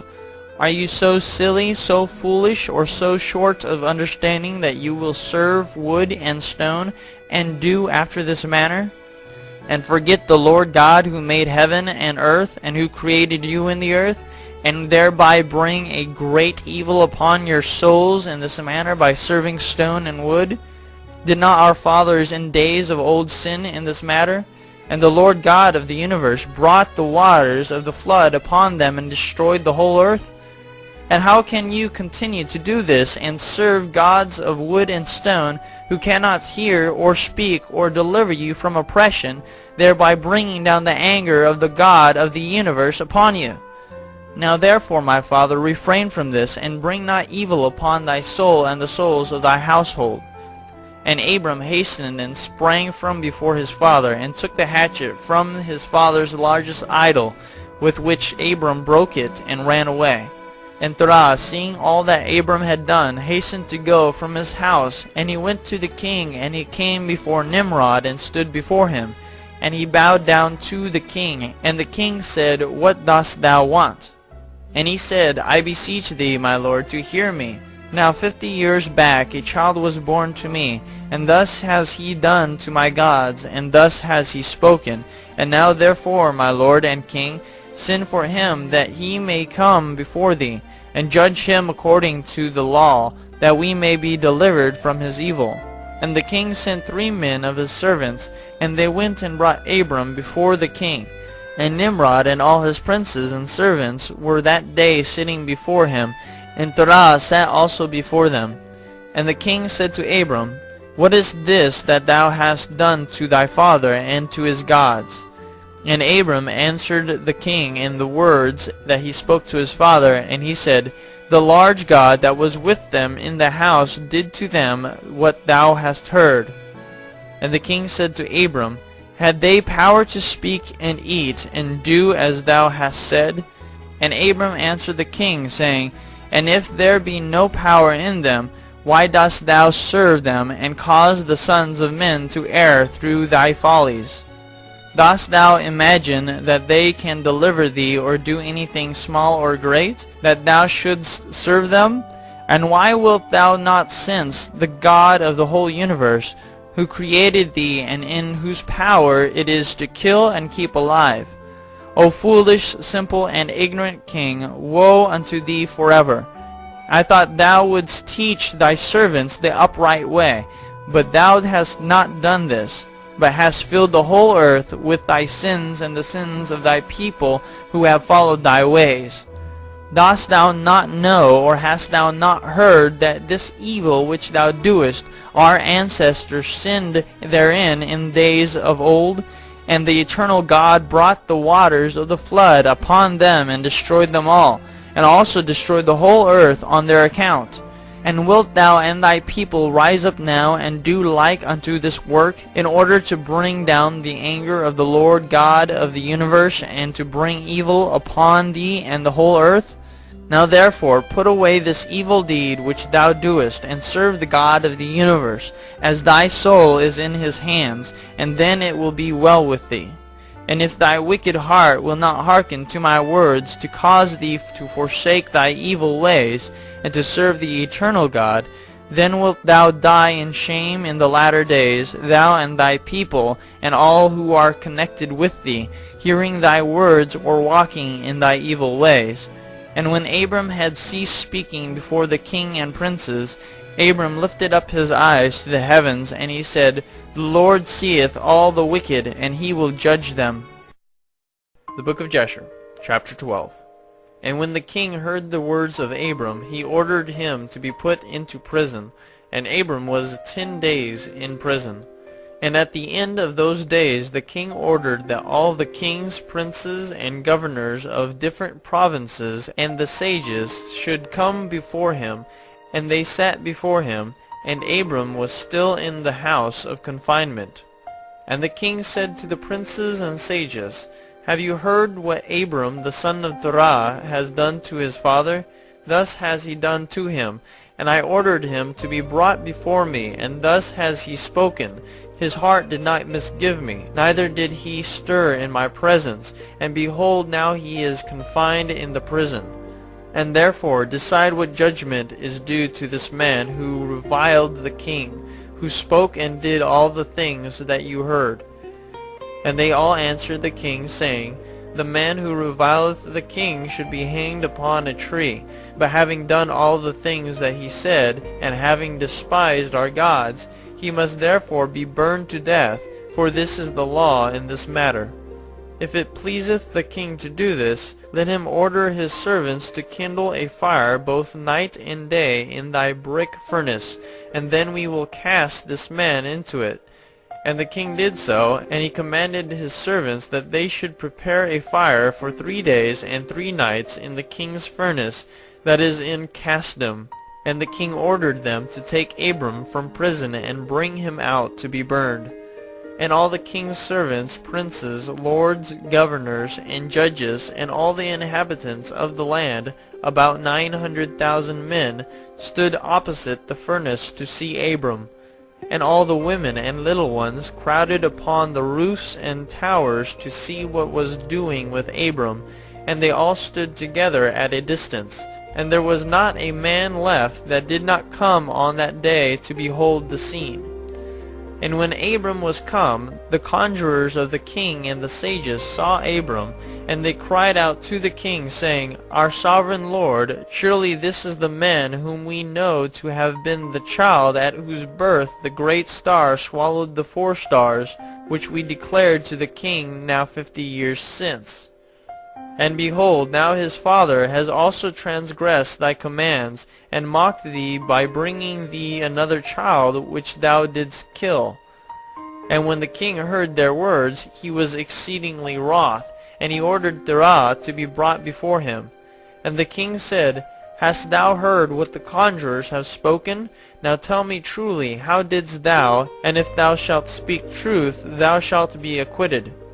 And seeing the king's anger was so much kindled, Terah said to the king, My lord and king, thou hast heard the truth, and what the sages have spoken is right.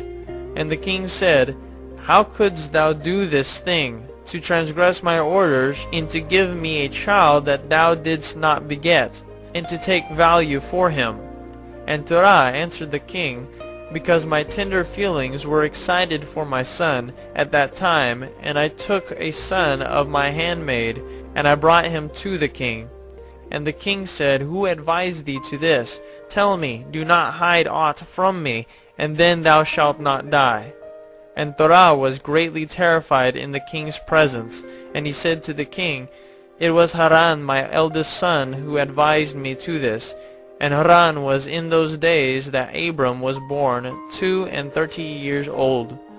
But Haran did not advise his father to anything, for Terah said this to the king in order to deliver his soul from the king, for he feared greatly. And the king said to Terah, Haran thy son, who advised thee to this, shall die through fire with Abram, for the sentence of death is upon him for having rebelled against the king's desire in doing this thing. And Haran at that time felt inclined to follow the ways of Abram, but he kept it within himself. And Haran said in his heart, Behold, now the king has seized Abram on account of these things which Abram did. And it shall come to pass that if Abram prevail over the king, I will follow him, but if the king prevail, I will go after the king. And when Terah had spoken this to the king concerning Haran his son, the king ordered Haran to be seized with Abram. And they brought them both, Abram and Haran his brother, to cast them into the fire. And all the inhabitants of the land, and the king's servants, and princes, and all the women and little ones were there, standing that day over them. And the king's servants took Abram and his brother, and they stripped them of all their clothes, except their lower garments which were upon them.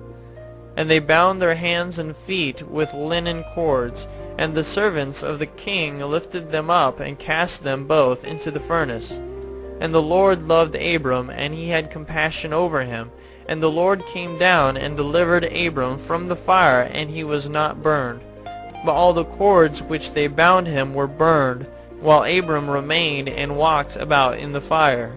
And Haran died when they had cast him into the fire, and he was burned to ashes, for his heart was not perfect with the Lord.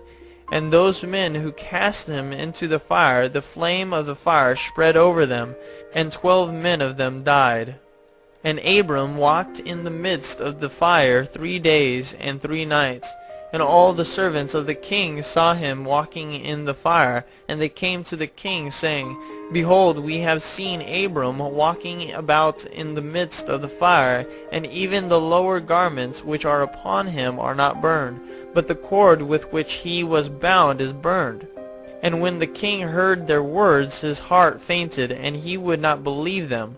So he sent other faithful princes to see this matter, and they went and saw it, and told it to the king. And the king rose to go and see it, and he saw Abram walking to and fro in the midst of the fire, and he saw Haran's body burned, and the king wondered greatly. And the king ordered Abram to be taken out from the fire, and his servants approached to take him out, and they could not, for the fire was round about, and the flame ascending toward them from the furnace. And the king's servants fled from it. And the king rebuked them, saying, Make haste, and bring Abram out of the fire, that you shall not die. And the servants of the king again approached to bring Abram out, and the flames came upon them, and burned their faces, so that 8 of them died. And when the king saw that his servants could not approach the fire, lest they should be burned, the king called to Abram, O servant of the God who is in heaven, go forth from amidst the fire, and come hither before me.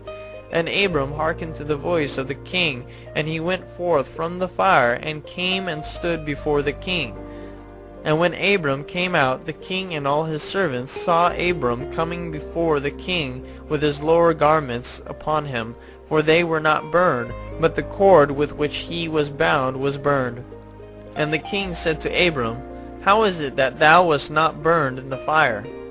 And Abram said to the king, The God of heaven and earth, in whom I trust, and who has all in his power, has delivered me from the fire into which thou didst cast me. And Haran the brother of Abram was burned to ashes, and they sought for his body, and they found it consumed. And Haran was 82 years old when he died in the fire of Kasdim. And the king, princes, and inhabitants of the land, seeing that Abram was delivered from the fire, they came and bowed down to Abram. And Abram said to them, Do not bow down to me, but bow down to the God of the world who made you, and serve him, and go in his ways, for it is he who delivered me from out of this fire, and it is he who created the souls and spirits of all men, and formed man in his mother's womb, and brought him forth into the world, and it is he who will deliver those who trust in him from all pain. And this thing seemed very wonderful in the eyes of the king and princes, that Abram was saved from the fire, and that Haran was burned. And the king gave Abram many presents, and he gave him his 2 head servants from the king's house. The name of one was Oni, and the name of the other was Eliezer. And all the king's princes and servants gave Abram many gifts of silver and gold and pearl, and the king and his princes sent him away, and he went in peace. And Abram went forth from the king in peace, and many of the king's servants followed him, and about 300 men joined him. And Abram returned on that day, and went to his father's house, he and the men that followed him. And Abram served the Lord his God all the days of his life, and he walked in his ways, and followed his law. And from that day forward Abram inclined the hearts of the sons of men to serve the Lord. And at that time Nahor and Abram took upon themselves wives, the daughters of their brother Haran. The wife of Nahor was Milcah, and the name of Abram's wife was Sarai. And Sarai, wife of Abram, was barren. She had no offspring in those days. And at the expiration of 2 years from Abram's going out of the fire, that is the 52nd year of his life, behold, King Nimrod sat in Babel upon the throne, and the king fell asleep, and dreamed that he was standing with his troops and hosts in a valley opposite the king's furnace. And he lifted up his eyes, and saw a man in the likeness of Abram coming forth from the furnace, and that he came and stood before the king with his drawn sword, and then sprang to the king with his sword, when the king fled from the man, for he was afraid. And while he was running, the man threw an egg upon the king's head, and the egg became a great river. And the king dreamed that all his troops sank in that river and died. And the king took flight with 3 men who were before him, and he escaped. And the king looked at these men, and they were clothed in princely dresses, as the garments of kings, and had the appearance and majesty of kings. And while they were running, the river again turned to an egg before the king, and there came forth from the egg a young bird, which came before the king, and flew at his head, and plucked out the king's eye. And the king was grieved at the sight, and he awoke out of his sleep, and his spirit was agitated, and he felt a great terror. And in the morning the king rose from his couch in fear, and he ordered all the wise men and magicians to come before him, when the king related his dream to them. And a wise servant of the king, whose name was Anukai, answered the king, saying, This is nothing else but the evil of Abram and his seed, which will spring up against my lord and king in the latter days. And behold, the king will come with Abram and his seed, and the children of his household will war with my king, and they will smite all the king's hosts and his troops. And as to what thou hast said concerning 3 men, which thou didst see like unto thyself, and which did escape, This means that only thou wilt escape with 3 kings from the kings of the earth who will be with thee in battle. And that which thou sawest of the river, which turned to an egg as at first, and the young bird plucking out thine eye, this means nothing else but the seed of Abram, which will slay the king in latter days. This is my king's dream, and this is its interpretation. And the dream is true, and the interpretation which thy servant has given thee is right.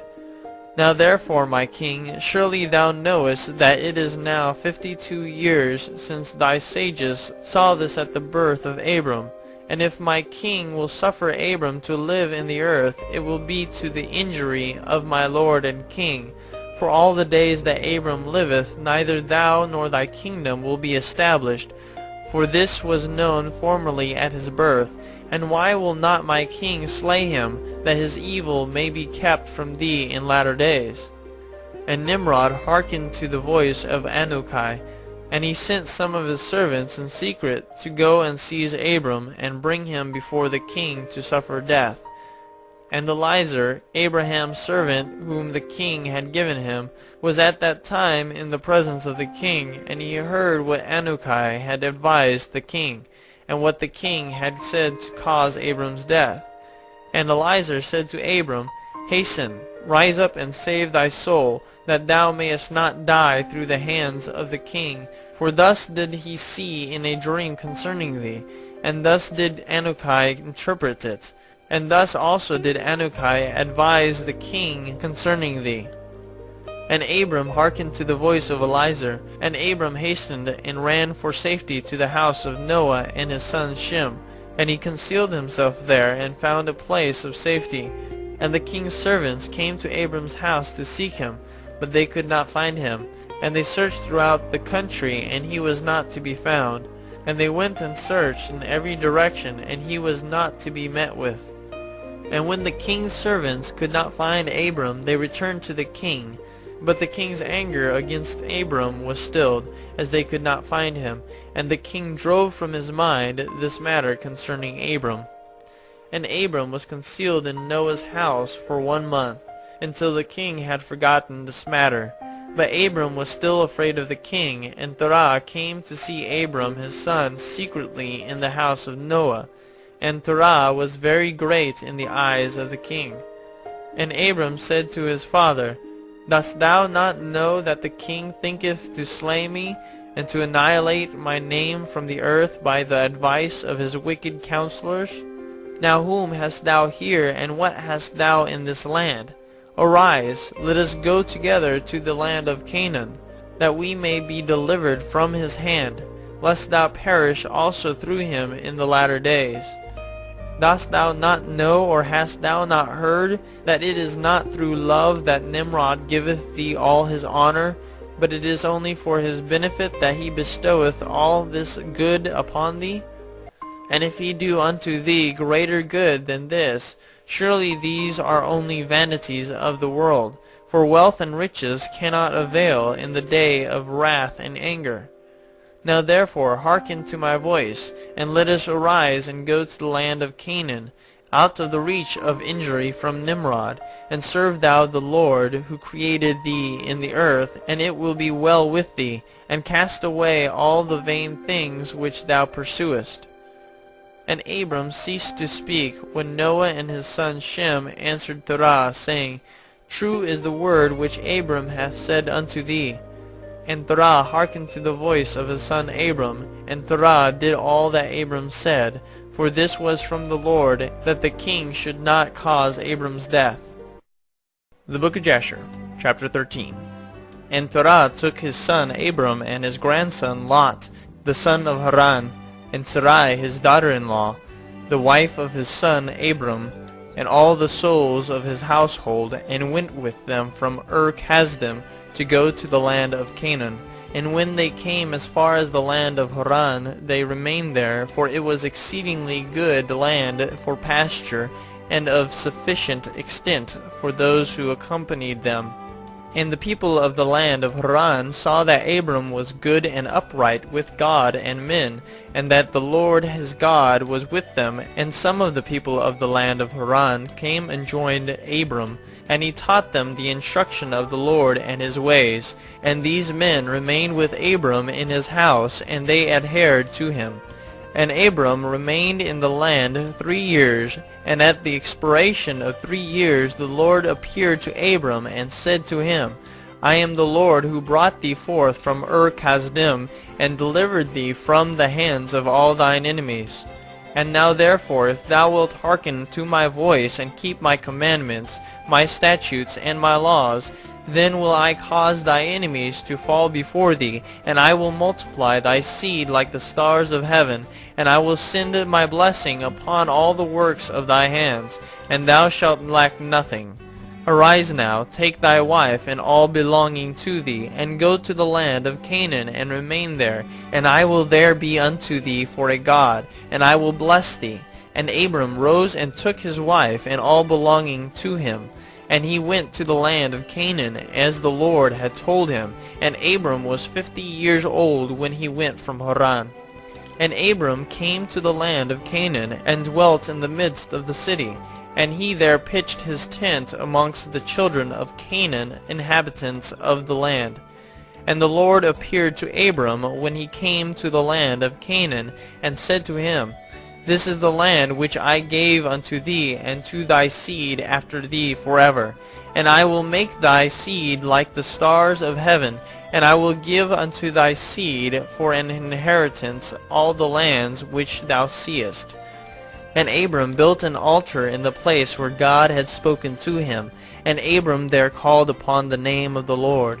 At that time, at the end of 3 years of Abram's dwelling in the land of Canaan, in that year Noah died, which was the 58th year of the life of Abram, and all the days that Noah lived were 950 years, and he died.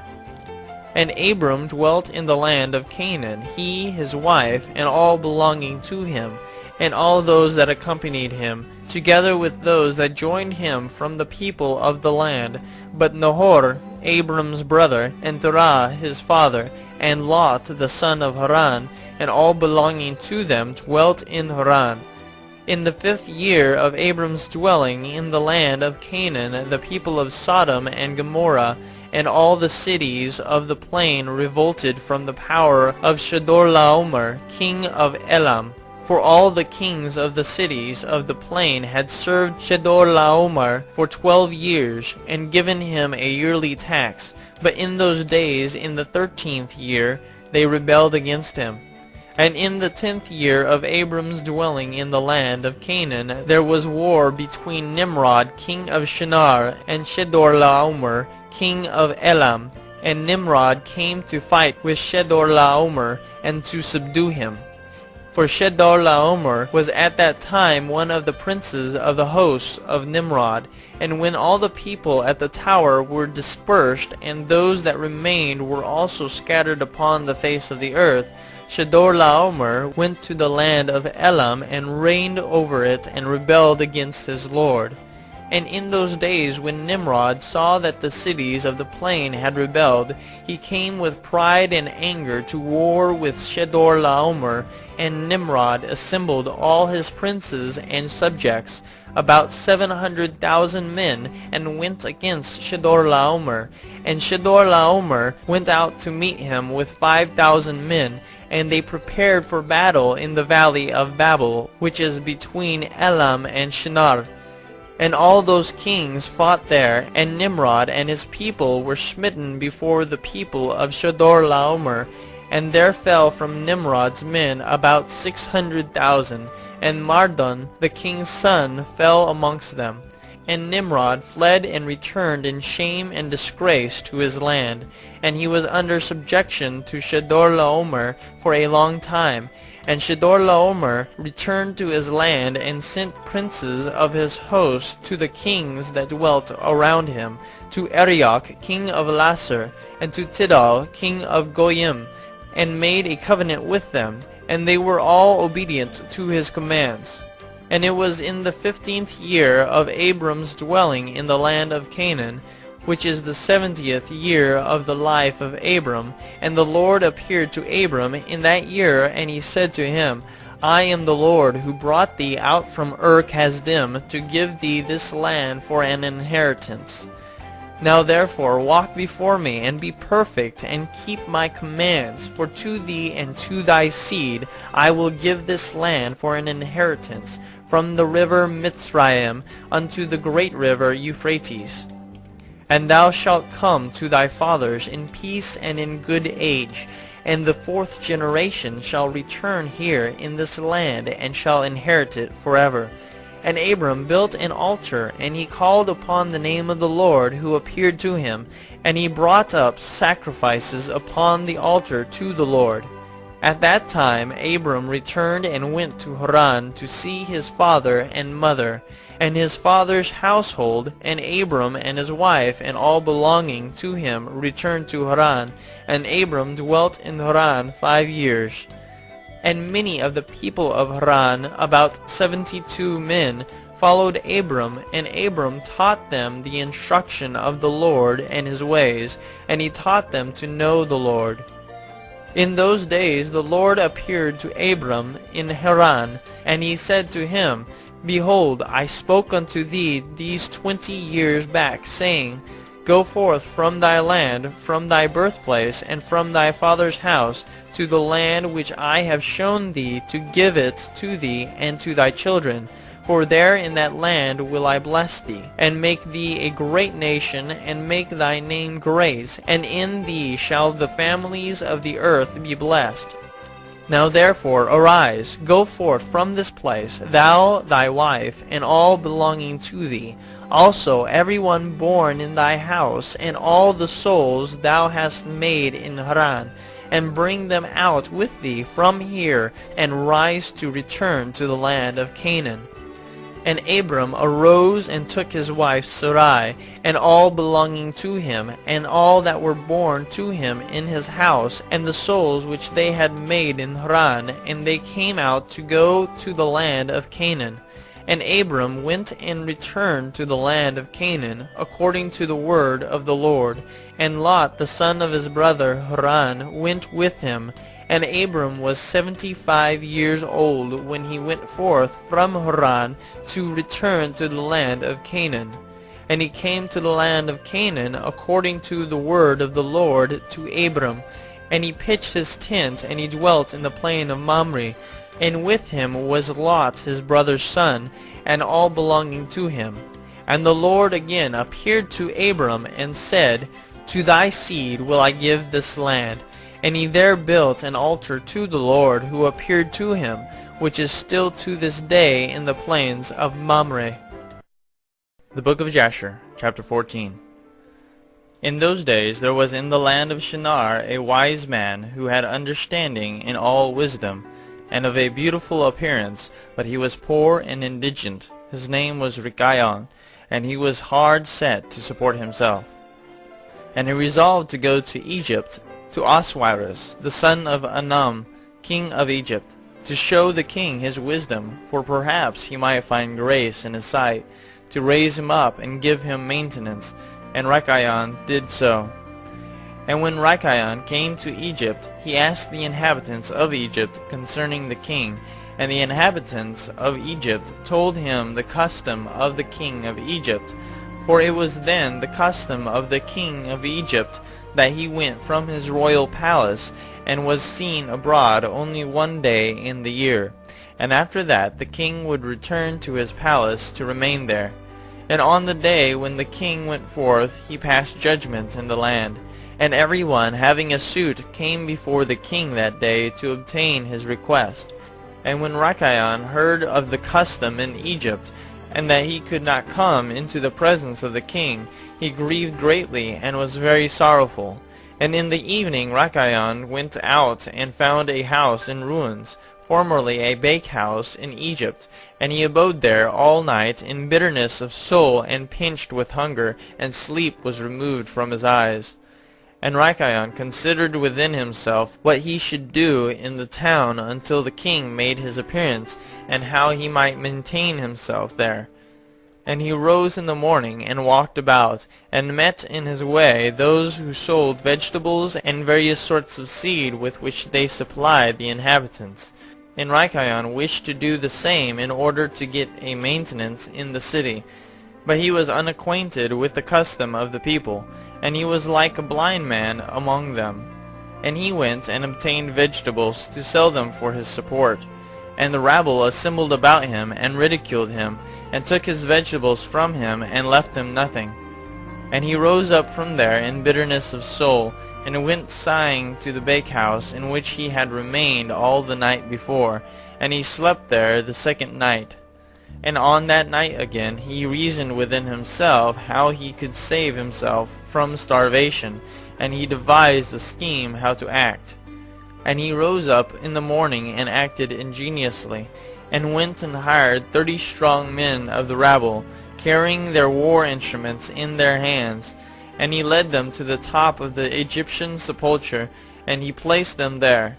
And he commanded them, saying, Thus saith the king, Strengthen yourselves, and be valiant men, and let no man be buried here until 200 pieces of silver be given, and then he may be buried. And those men did according to the order of Rikayon to the people of Egypt the whole of that year. And in 8 months' time Rikayon and his men gathered great riches of silver and gold. And Rikayon took a great quantity of horses and other animals, and he hired more men, and he gave them horses, and they remained with him. And when the year came round, at the time the king went forth into the town, all the inhabitants of Egypt assembled together to speak of him concerning the work of Rikayon and his men. And the king went forth on the appointed day, and all the Egyptians came before him, and cried unto him, saying, May the king live forever. What is this thing thou doest in the town to thy servants, not to suffer a dead body to be buried until so much silver and gold be given? Was there ever the like unto this done in the whole earth from the days of former kings, yea, even from the days of Adam unto this day, that the dead should not be buried only for a set price?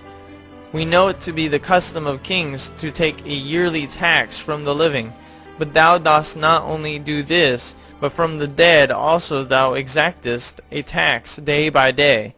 Now, O king, we can no longer bear this, for the whole city is ruined on this account, and dost thou not know it? And when the king heard all that they had spoken, he was very wroth, and his anger burned within him at this affair, for he had known nothing of it. And the king said, Who and where is he that dares to do this wicked thing in my land without my command? Surely you will tell me. And they told him all the works of Rikayon and his men, and the king's anger was aroused, and he ordered Rikayon and his men to be brought before him. And Rikayon took about 1,000 children, sons and daughters, and clothed them in silk and embroidery, and he set them upon horses, and sent them to the king by means of his men. And he also took a great quantity of silver and gold and precious stones, and a strong and beautiful horse as a present for the king, with which he came before the king, and bowed down to the earth before him. And the king, his servants, and all the inhabitants of Egypt wondered at the work of Rikayon, and they saw his riches and the present that he had brought to the king. And it greatly pleased the king, and he wondered at it. And when Rikayon sat before him, the king asked him concerning all his works. And Rikayon spoke all his words wisely before the king, his servants, and all the inhabitants of Egypt.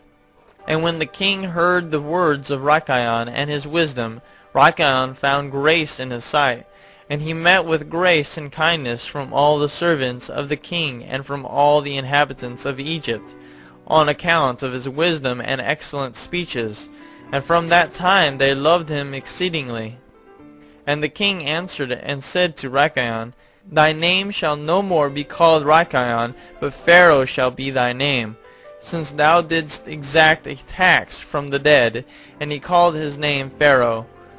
And the king and his subjects loved Rikayon for his wisdom, and they consulted with all the inhabitants of Egypt to make him prefect under the king.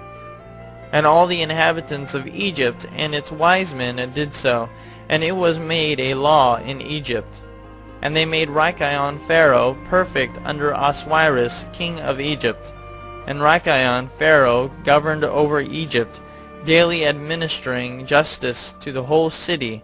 But Osiris the king would judge the people of the land one day in the year, when he went out to make his appearance. And Rikayon Pharaoh cunningly usurped the government of Egypt, and he exacted a tax from all the inhabitants of Egypt. And all the inhabitants of Egypt greatly loved Rikayon Pharaoh, and they made a decree to call every king that should reign over them and their seed in Egypt Pharaoh. Therefore all the kings that reigned in Egypt from that time forward were called Pharaoh unto this day. The book of Jasher, chapter 15. And in that year there was a heavy famine throughout the land of Canaan, and the inhabitants of the land could not remain on account of the famine, for it was very grievous. And Abram and all belonging to him rose and went down to Egypt on account of the famine. And when they were at the brook Mitzrayim, they remained there some time to rest from the fatigue of the road. And Abram and Sarai were walking at the border of the brook Mitzrayim, and Abram beheld his wife Sarai, that she was very beautiful.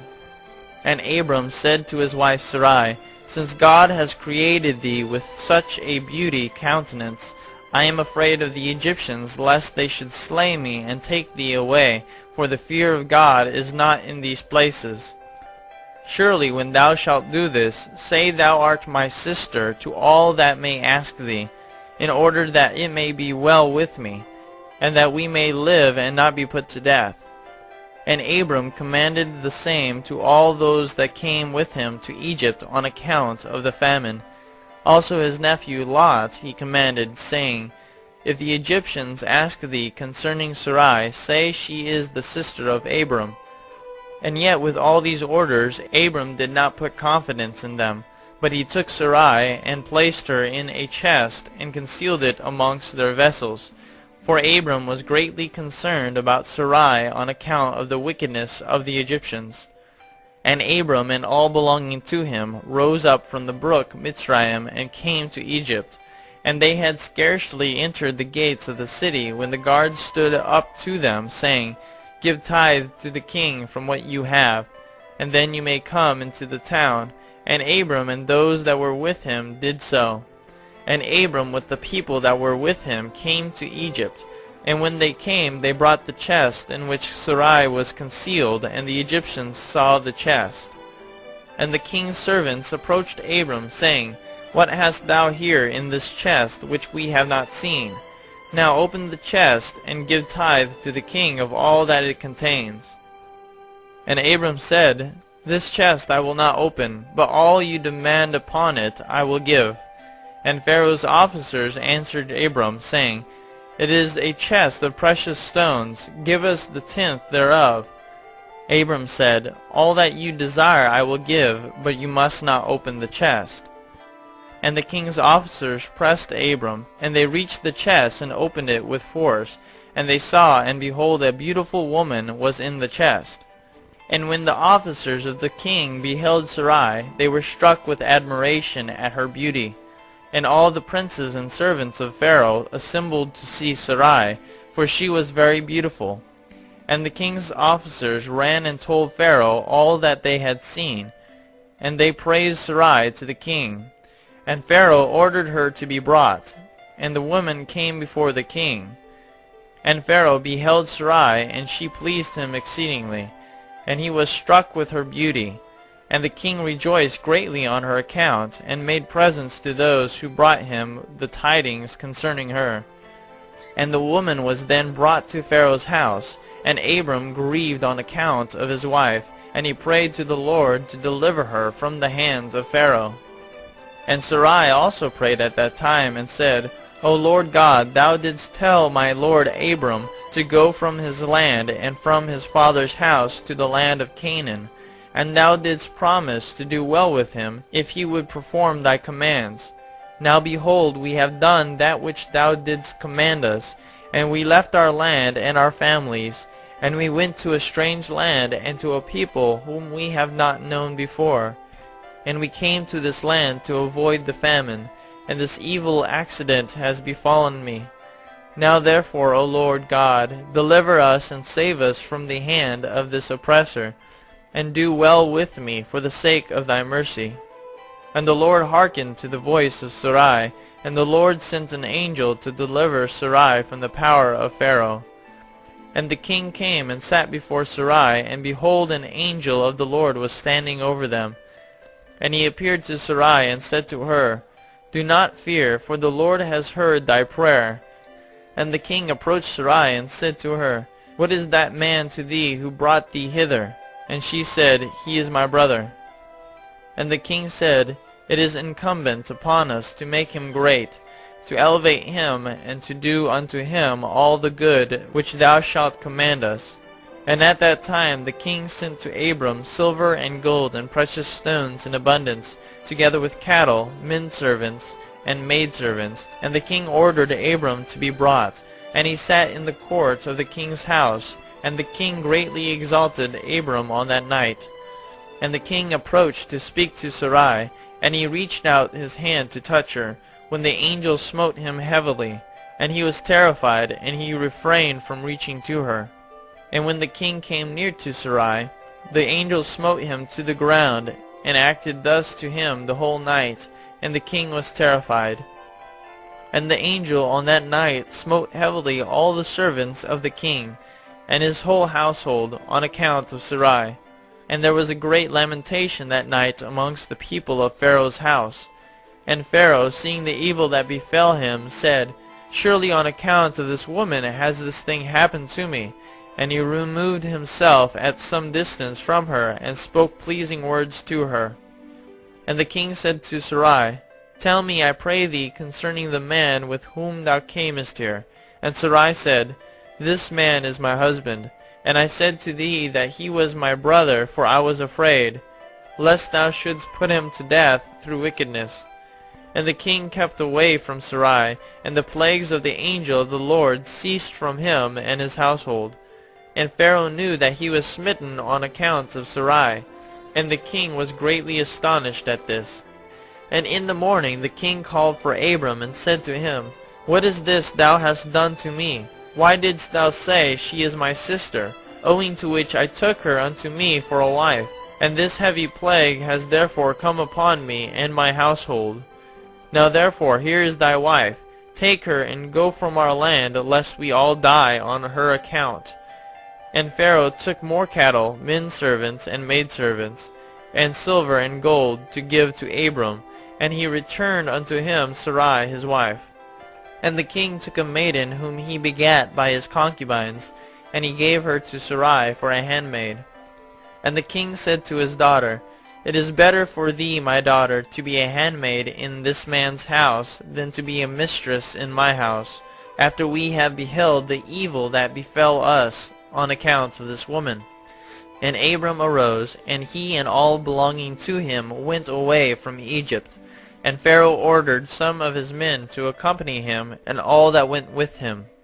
And Abram returned to the land of Canaan, to the place where he had made the altar, where he at first had pitched his tent. And Lot the son of Haran, Abram's brother, had a heavy stock of cattle, flocks, and herds, and tents, for the Lord was bountiful to them on account of Abram. And when Abram was dwelling in the land, the herdsmen of Lot quarreled with the herdsmen of Abram, for their property was too great for them to remain together in the land, and the land could not bear them on account of their cattle. And when Abram's herdsmen went to feed their flock, they would not go into the fields of the people of the land. But the cattle of Lot's herdsmen did otherwise, for they were suffered to feed in the fields of the people of the land. And the people of the land saw this occurrence daily, and they came to Abram and quarreled with him on account of Lot's herdsmen. And Abram said to Lot, What is this thou art doing to me, to make me despicable to the inhabitants of the land? that thou orderest thy herdsmen to feed thy cattle in the fields of other people? Dost thou not know that I am a stranger in this land amongst the children of Canaan? And why wilt thou do this unto me?" And Abram quarreled daily with Lot on account of this. But Lot would not listen to Abram, and he continued to do the same, and the inhabitants of the land came and told Abram. And Abram said unto Lot, "How long wilt thou be to me for a stumbling block with the inhabitants of the land? Now I beseech thee, let there be no more quarreling between us, for we are kinsmen. But I pray thee, separate from me. Go and choose a place where thou mayest dwell with thy cattle and all belonging to thee. But keep thyself at a distance from me, thou and thy household. And be not afraid in going from me. For if anyone do an injury to thee, let me know, and I will avenge thy cause from him. Only remove from me." And Abram had spoken all these words to Lot. Then Lot arose and lifted up his eyes toward the plain of Jordan. And he saw that the whole of this place was well watered, and good for men, as well as affording pasture for the cattle. And Lot went from Abram to that place, and he there pitched his tent, and he dwelt in Sodom, and they were separated from each other. And Abram dwelt in the plain of Mamre, which is in Hebron, and he pitched his tent there, and Abram remained in that place many years. The Book of Jasher, chapter 16. At that time Chedorlaomer, king of Elam, sent to all the neighboring kings, to Nimrod, king of Shinar, who was then under his power, and to Tidal, king of Goyim, and to Arioch, king of Elasar, with whom he had made a covenant, saying, "Come up to me and assist me, that we may smite all the towns of Sodom and its inhabitants, for they have rebelled against me these 13 years. And these 4 kings went up with all their camps, about 800,000 men, and they went as they were, and smote every man they found in their road. And the 5 kings of Sodom and Gomorrah, Shinab king of Admah, Shemeber king of Zeboim, Bera king of Sodom, Bersha king of Gomorrah, and Bela king of Zoar, went out to meet them, and they all joined together in the valley of Siddim. And these 9 kings made war in the valley of Siddim, and the kings of Sodom and Gomorrah were smitten before the kings of Elam.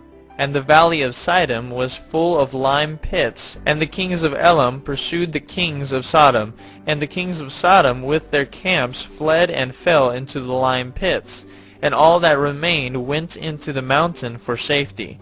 And the 5 kings of Elam came after them, and pursued them to the gates of Sodom. And they took all that there was in Sodom. And they plundered all the cities of Sodom and Gomorrah. And they also took Lot, Abram's brother's son, and his property. And they seized all the goods of the cities of Sodom. And they went away. And Eunuch, Abram's servant, who was in the battle, saw this, and told Abram all that the kings had done to the cities of Sodom, and that Lot was taken captive by them. And Abram heard this, and he rose up with about 318 men that were with him. And he that night pursued these kings, and smote them, and they all fell before Abram and his men. And there was none remaining but the 4 kings who fled, and they went each his own road. And Abram recovered all the property of Sodom, and he also recovered Lot and his property, his wives and little ones, and all belonging to him, so that Lot lacked nothing. And when he returned from smiting these kings, he and his men passed the valley of Siddim, where the kings had made war together. And Bera, king of Sodom, and the rest of his men that were with him, went out from the lime pits into which they had fallen to meet Abram and his men. And Adonizedek, king of Jerusalem, the same was Shem, went out with his men to meet Abram and his people with bread and wine, and they remained together in the valley of Melech. And Adonizedek blessed Abram, and Abram gave him 1/10 from all that he had brought from the spoils of his enemies, for Adonizedek was a priest before God. And all the kings of Sodom and Gomorrah who were there with their servants approached Abram and begged of him to return them their servants whom he had made captive, and to take unto himself all the property. And Abram answered the kings of Sodom, saying, As the Lord liveth, who created heaven and earth, and who redeemed my soul from all affliction, and who delivered me this day from my enemies, and gave them into my hand, I will not take anything belonging to you, that you may not boast tomorrow, saying, Abram became rich from our property that he saved. For the Lord my God, in whom I trust, said unto me, Thou shalt lack nothing, for I will bless thee in all the works of thy hands. And now therefore, behold, here is all belonging to you. Take it and go. As the Lord liveth, I will not take from you from a living soul down to a shoe tie or thread, excepting the expense of the food of those who went out with me to battle, as also the portions of the men who went with me, Anar, Ashcol, and Mamre. They and all their men, as well as those also who had remained to watch the baggage, they shall take their portion of the spoil. And the kings of Sodom gave Abram according to all that he had said, and they pressed him to take of whatever he chose, but he would not. And he sent away the kings of Sodom and the remainder of their men, and he gave them orders about Lot, and they went to their respective places. And Lot, his brother's son, he also sent away with his property, and he went with them. And Lot returned to his home to Sodom, and Abram and his people returned to their home to the plains of Mamre, which is in Hebron. At that time the Lord again appeared to Abram in Hebron, and he said to him, Do not fear, thy reward is very great before me, for I will not leave thee, until I shall have multiplied thee, and blessed thee, and made thy seed like the stars in heaven, which cannot be measured nor numbered. And I will give unto thy seed all these lands that thou seest with thine eyes. To them will I give thee for an inheritance forever. Only be strong and do not fear. Walk before me and be perfect. And in the 78th year of the life of Abram, in that year died Reu the son of Peleg. And all the days of Reu were 239 years, and he died. And Sarai, the daughter of Haran, Abram's wife, was still barren in those days. She did not bear to Abram either son or daughter. And when she saw that she bare no children, she took her handmaid Hagar, whom Pharaoh had given her, and she gave her to Abram her husband for a wife. For Hagar learned all the ways of Sarai, as Sarai taught her. She was not in any way deficient in following her good ways. And Sarai said to Abram, Behold, here is my handmaid Hagar. Go to her, that she may bring forth upon my knees, that I may also obtain children through her. And at the end of 10 years of Abram's dwelling in the land of Canaan, which is the 85th year of Abram's life, Sarai gave Hagar unto him. And Abram hearkened to the voice of his wife Sarai, and he took his handmaid Hagar, and Abram came to her, and she conceived. And when Hagar saw that she had conceived, she rejoiced greatly, and her mistress was despised in her eyes. And she said within herself, This can only be that I am better before God than Sarai my mistress. For all the days that my mistress had been with the Lord, she did not conceive. But me the Lord has caused in so short a time to conceive by him. And when Sarai saw that Hagar had conceived by Abram, Sarai was jealous of her handmaid. And Sarai said within herself, This is surely nothing else but that she must be better than I am.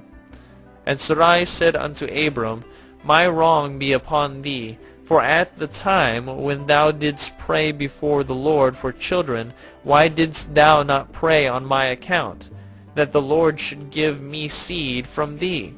And when I speak to Hagar in thy presence, she despiseth my words, because she has conceived, and thou wilt say nothing to her. May the Lord judge between me and thee for what thou hast done to me. And Abram said to Sarai, Behold, thy handmaid is in thy hand. Do unto her as it may seem good in thy eyes. And Sarai afflicted her, and Hagar fled from her to the wilderness. And an angel of the Lord found her in the place where she had fled, by a well. And he said to her, Do not fear, for I will multiply thy seed, for thou shalt bear a son, and thou shalt call his name Ishmael. Now then, return to Sarai thy mistress, and submit thyself under her hands. And Hagar called the place of that well Bir-lahai-roi. It is between Kadesh and the wilderness of Bered. And Hagar at that time returned to her master's house, and at the end of days Hagar bare a son to Abram, and Abram called his name Ishmael. And Abram was 86 years old when he begat him.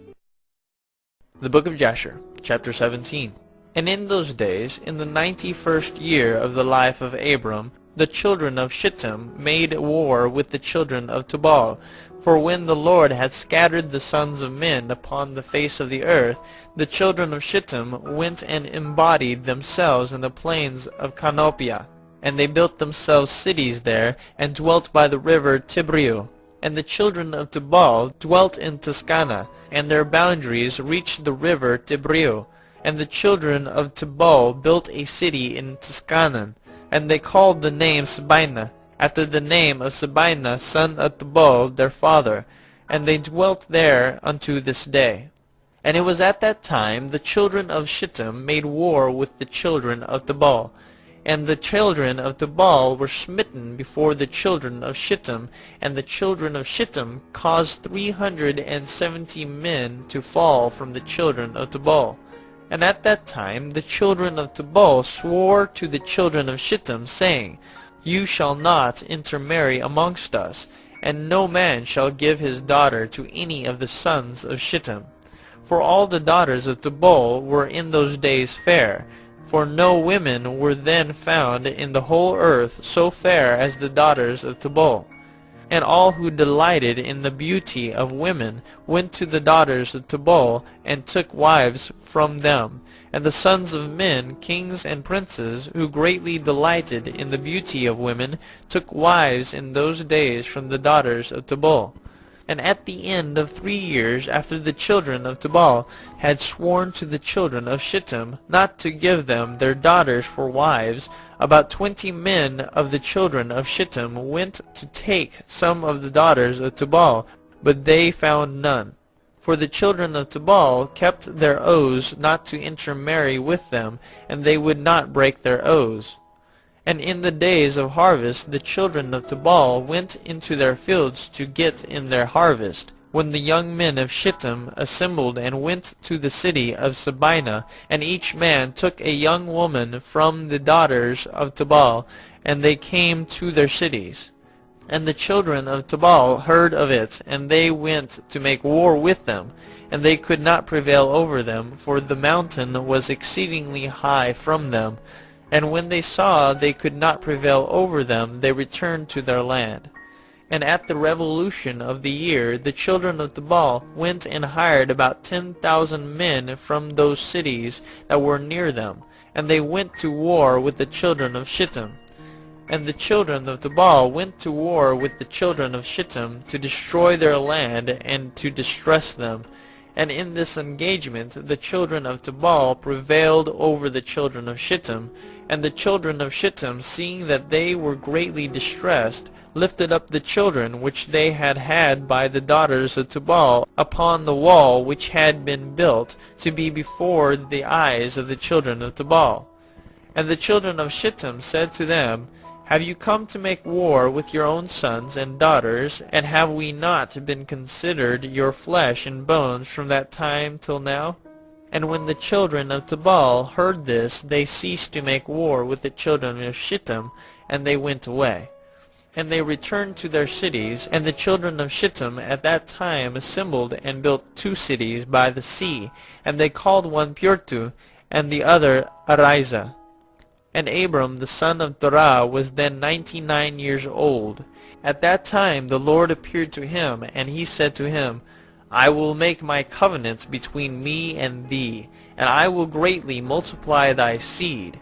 And this is the covenant which I make between me and thee, that every male child be circumcised, thou and thy seed after thee. At 8 days old shall it be circumcised, and this covenant shall be in your flesh for an everlasting covenant. And now therefore thy name shall no more be called Abram, but Abraham, and thy wife shall no more be called Sarai, but Sarah. For I will bless you both, and I will multiply your seed after you, that you shall become a great nation, and kings shall come forth from you. The book of Jasher, chapter 18. And Abraham rose and did all that God had ordered him. And he took the men of his household, and those bought with his money, and he circumcised them as the Lord had commanded him. And there was not one left whom he did not circumcise. And Abraham and his son Ishmael were circumcised in the flesh of their foreskin. 13 years old was Ishmael when he was circumcised in the flesh of his foreskin. And in the 3rd day Abraham went out of his tent and sat at the door to enjoy the heat of the sun during the pain of his flesh. And the Lord appeared to him in the plain of Mamre, and sent 3 of his ministering angels to visit him. And he was sitting at the door of the tent, and he lifted his eyes and saw, and lo, 3 men were coming from a distance. And he rose up and ran to meet them, and he bowed down to them and brought them into his house. And he said to them, If now I have found favor in your sight, turn in and eat a morsel of bread. And he pressed them, and they turned in, and he gave them water, and they washed their feet. And he placed them under a tree at the door of the tent. And Abraham ran and took a calf, tender and good, and he hastened to kill it, and gave it to his servant Eliezer to dress. And Abraham came to Sarah into the tent, and he said to her, Make ready quickly 3 measures of fine meal, knead it, and make cakes to cover the pot containing the meat. And she did so. And Abraham hastened and brought before them butter and milk, beef and mutton, and gave it before them to eat before the flesh of the calf was sufficiently done, and they did eat. And when they had done eating, one of them said to him, I will return to thee according to the time of life, and Sarah thy wife shall have a son. And the men afterward departed and went their ways to the places to which they were sent. In those days all the people of Sodom and Gomorrah and of the whole 5 cities were exceedingly wicked and sinful against the Lord, and they provoked the Lord with their abominations. And they strengthened in aging abominably and scornfully before the Lord. And their wickedness and crimes were in those days great before the Lord. And they had in their land a very extensive valley, and about a day's walk. And in it there were fountains of water, and a great deal of herbage surrounding the water. And all the people of Sodom and Gomorrah went there 4 times in the year, with their wives and children and all belonging to them, and they rejoiced there with timbrels and dances.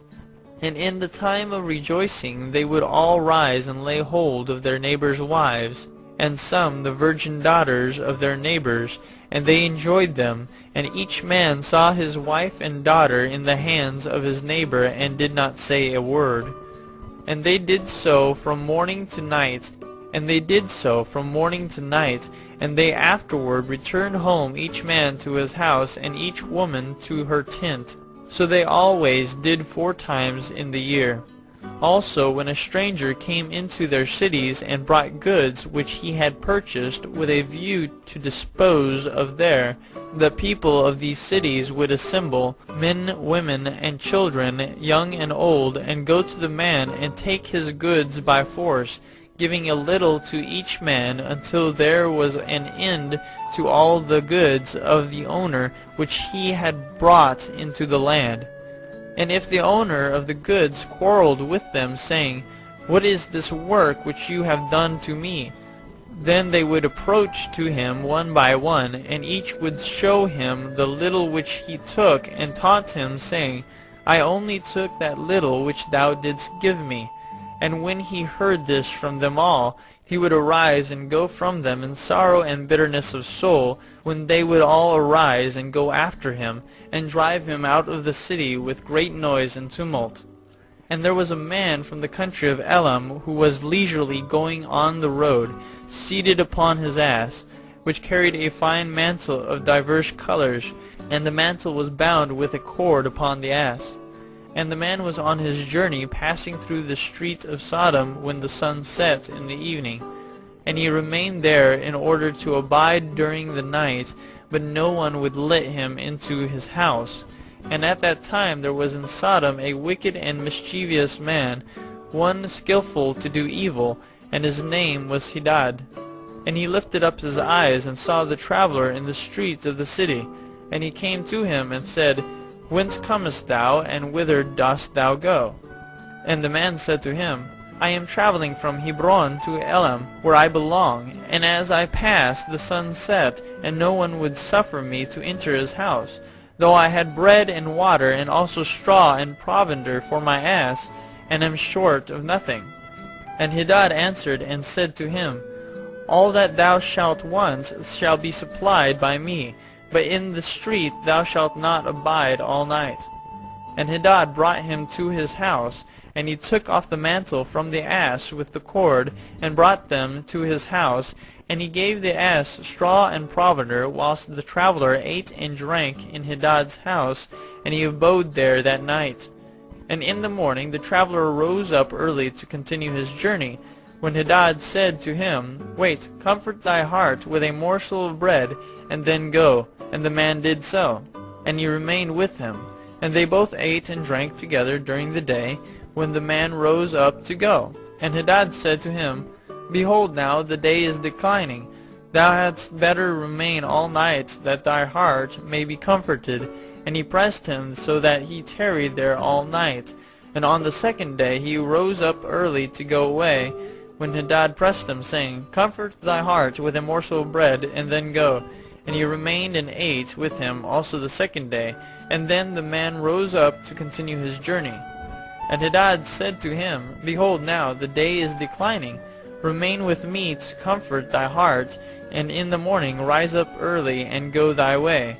And the man would not remain, but rose and saddled his ass. And whilst he was saddling his ass, the wife of Hadad said to her husband, Behold, this man has remained with us for 2 days, eating and drinking, and he has given us nothing. And now shall he go away from us without giving anything? And Hadad said to her, Be silent. And the man saddled his ass to go, and he asked Hadad to give him the cord and mantle to tie it upon the ass.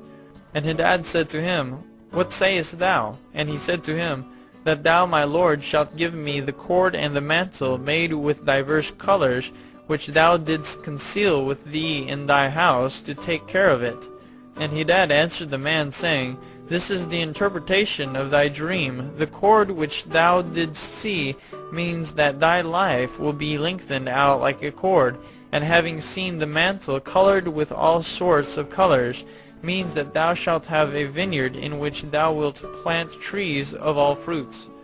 And the traveler answered, saying, Not so, my lord, for I was awake when I gave thee the cord, and also a mantle woven with different colors, which thou didst take off the ass to put them by for me. And Hadad answered and said, Surely I have told thee the interpretation of thy dream, and it is a good dream, and this is the interpretation thereof. Now the sons of men give me 4 pieces of silver, which is my charge for interpreting dreams, and of thee only I require 3 pieces of silver. And the man was provoked at the words of Hadad, and he cried bitterly. And he brought Hadad to Sarach, judge of Sodom. And the man laid his cause before Sarach the judge. And Hadad replied, saying, It is not so, but thus the matter stands. And the judge said to the traveler, This man Hadad telleth thee truth, for he is famed in the cities for the accurate interpretation of dreams.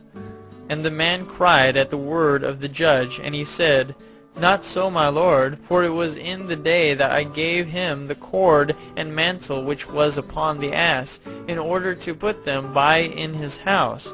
And they both disputed before the judge, the one saying, Thus the matter was, and the other declaring otherwise.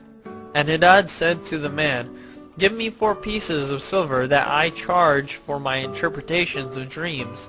I will not make any allowance, and give me the expense of the 4 meals that thou didst eat in my house. And the man said to Hadad, Truly I will pay thee for what I ate in thy house. Only give me the cord and mantle which thou didst conceal in thy house. And Hadad replied before the judge and said to the man, Did I not tell thee the interpretation of thy dream? The cord means that thy days shall be prolonged like a cord, and a mantle that thou wilt have a vineyard in which thou wilt plant all kinds of fruit trees. This is the interpretation of thy dream. Now give me the 4 pieces of silver that I require as a compensation, for I will make thee no allowance. And the man cried at the words of Hadad, and they both quarreled before the judge, and the judge gave orders to his servants, who drove them rashly from the house. And they went away quarreling from the judge, when the people of Sodom heard them. And they gathered about them, and they exclaimed against the stranger, and they drove him rashly from the city. And the man continued his journey upon his ass with bitterness of soul, lamenting and weeping. And whilst he was going away, he wept at what had happened to him in the corrupt city of Sodom. The Book of Jasher, chapter 19. And the cities of Sodom had 4 judges to 4 cities, and these were their names: Sirach in the city of Sodom, Sharkad in Gomorrah, Zabnak in Admah, and Menon in Zeboim. And Eliezer, Abraham's servant, applied to them different names, and he converted Sirach to Shakra, Sharkad to Shakrura, Zebnak to Kazubim, and Menon to Matzlodin. And by desire of their 4 judges, the people of Sodom and Gomorrah had beds erected in the streets of the cities. And if a man came to these places, they laid hold of him, and brought him to one of their beds, and by force made him to lie in them. And as he lay down, 3 men would stand at his head, and 3 at his feet, and measure him by the length of the bed.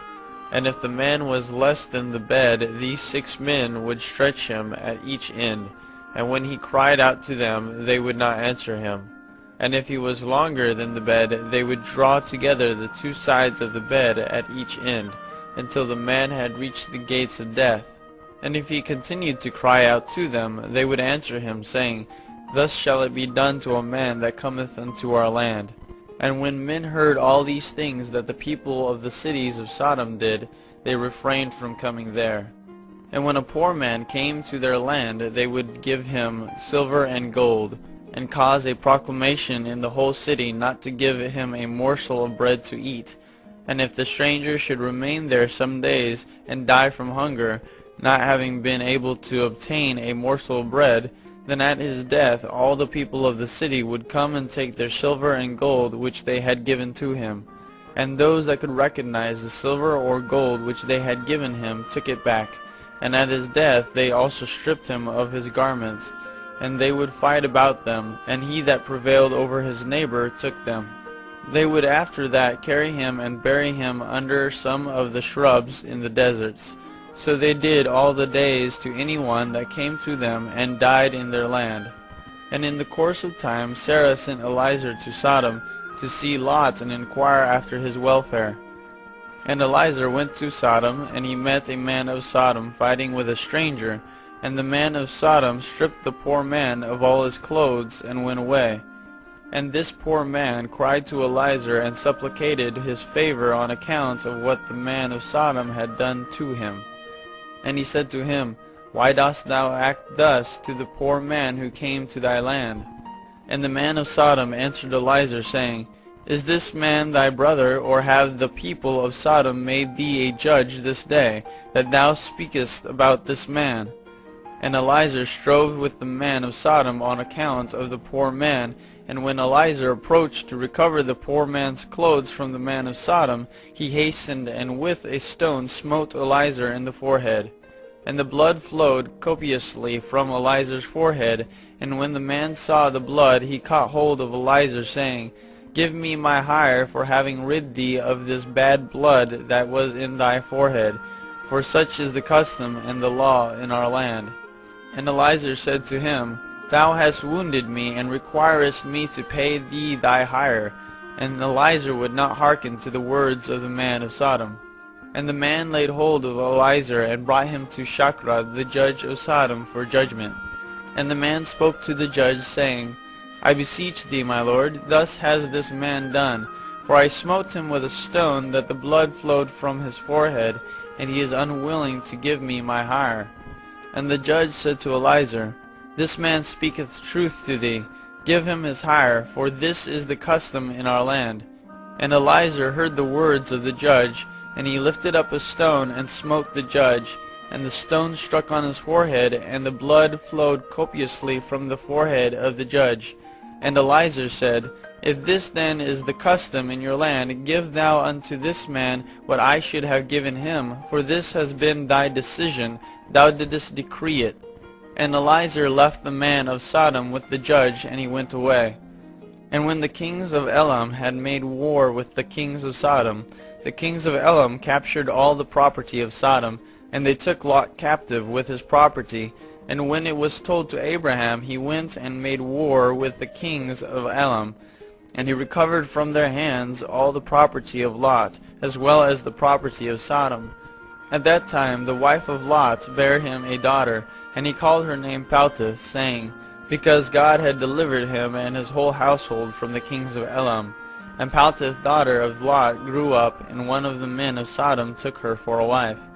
And a poor man came into the city to seek a maintenance, and he remained in the city some days.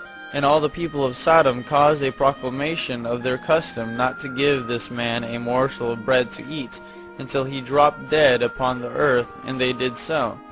And Paltith, the daughter of Lot, saw this man lying in the streets, starved with hunger, and no one would give him anything to keep him alive, and he was just upon the point of death. And her soul was filled with pity on account of the man, and she fed him secretly with bread for many days, and the soul of this man was revived. For when she went forth to fetch water, she would put the bread in the water pitcher, and when she came to the place where the poor man was, she took the bread from the pitcher and gave it to him to eat. So she did many days. And all the people of Sodom and Gomorrah wondered how this man could bear starvation for so many days. And they said to each other, This can only be that he eats and drinks, for no man can bear starvation for so many days, or live as this man has, without even his countenance changing. And 3 men concealed themselves in a place where the poor man was stationed, to know who it was that brought him bread to eat.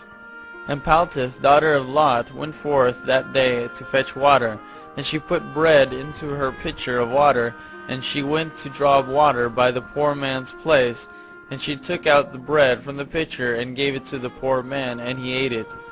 And the 3 men saw what Paltith did to the poor man, and they said to her, It is thou then who hast supported him, and therefore has he not starved, nor changed in appearance, nor died like the rest.